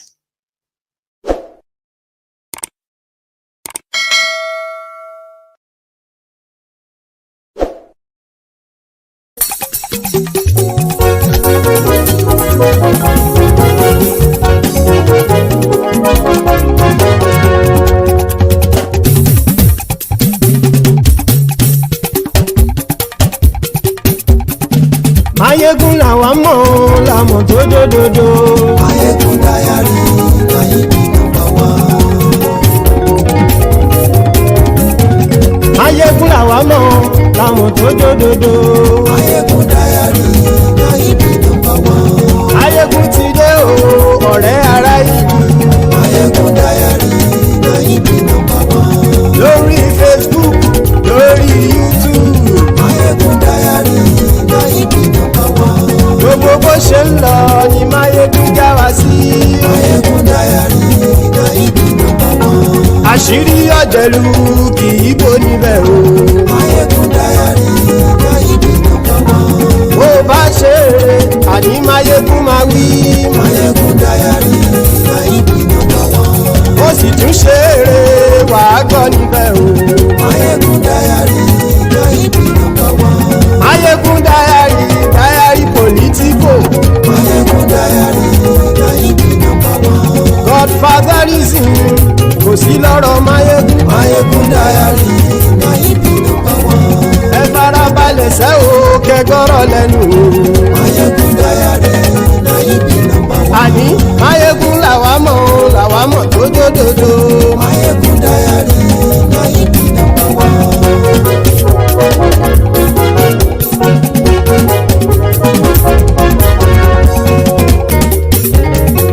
Àní ẹ̀sùn ràkì. Maiyegun ti dé. Maiyegun ti dé. Ọ̀jẹ̀lú ẹ̀sùn ràkì. Maiyegun ti dé. Àní ẹ̀sùn ràkì. Maiyegun ti dé. Lórí Facebook. Maiyegun ti dé. Àní ẹ̀sùn ràkì. Maiyegun ti dé. Lórí YouTube. Maiyegun ti dé. Àní ẹ̀sùn ràkì. Maiyegun ti dé. Bọ́ba bá gbé wúrẹ́. Maiyegun máa wí. Àní ẹ̀sùn ràkì. Maiyegun ti dé. Ijó ìgbádìyẹ. Maiyegun máa wí. Àní ẹ̀sùn ràkì. Maiyegun ti dé. Presido bá rúfin o. Maiyegun máa wí. Àní ẹ̀sùn ràkì. Maiyegun ti dé. Kí gómìnà kówó jẹ. Maiyegun máa wí. Àní ẹ̀sùn ràkì. Maiyegun ti dé. Ọlọ́pàá tí ń darí bá. Maiyegun máa wí. Àní ẹ̀sùn ràkì. Maiyegun ti dé. Aṣòfin tí ń rúfin o. Maiyegun máa wí. Àní ẹ̀sùn ràkì. Maiyegun ti dé. Òpùrọ́ olóṣèlú. Maiyegun máa wí. Àní ẹ̀sùn ràkì. Maiyegun ti dé. Ọ̀jẹ̀lú ẹ̀sùn ràkì. Maiyegun ti dé. Àní ẹ̀sùn ràkì. Maiyegun ti dé.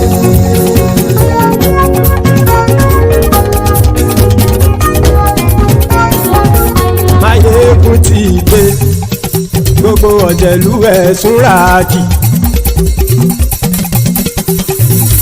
Maiyegun ti dé. Gbogbo ọ̀jẹ̀lú ẹ̀sùn ràkì. Ṣùgbọ́n ní bá ti ṣe èyí tó yẹ kí wọ́n ṣe, ọmọ bá dèrò ní fi wọ́n níran o. Maiyegun ti dé. Gbogbo ọ̀jẹ̀lú ẹ̀sùn ràkì. Maiyegun ti dé. Gbogbo ọ̀jẹ̀lú ẹ̀sùn ràkì. Ṣùgbọ́n ní bá ti ṣe èyí tó yẹ kí wọ́n ṣe, ọmọ bá dèrò ní fi wọ́n níran. Wọ́n fowó bẹ́ẹ̀ o, Maiyegun ó sọ pé wọ́n ò bẹ́ẹ̀. Wọ́n fowó bẹ́ẹ̀, Maiyegun ó sọ pé wọ́n ò bẹ́ẹ̀. Oníkan ṣáàtì ṣe èyí tó yẹ kí wọ́n ṣe, fáwọn ará ìlú tó gbé wọn débẹ̀ o. Maiyegun ti dé. Gbogbo ọ̀jẹ̀lú ẹ̀sùn ràkì. Maiyegun ti dé. Gbogbo ọ̀jẹ̀lú ẹ̀sùn ràkì. Ṣùgbọ́n ní bá ti ṣe yìí tó yẹ kí wọ́n ṣe, ọmọ bá dẹ́rọ̀ òní fi wọ́n níran. Kì máa yí ṣeré, ọ̀rọ̀ yìí kì í ṣẹ̀fẹ̀. Kì máa yí ṣeré, ọ̀rọ̀ yìí kì í ṣẹ̀fẹ̀.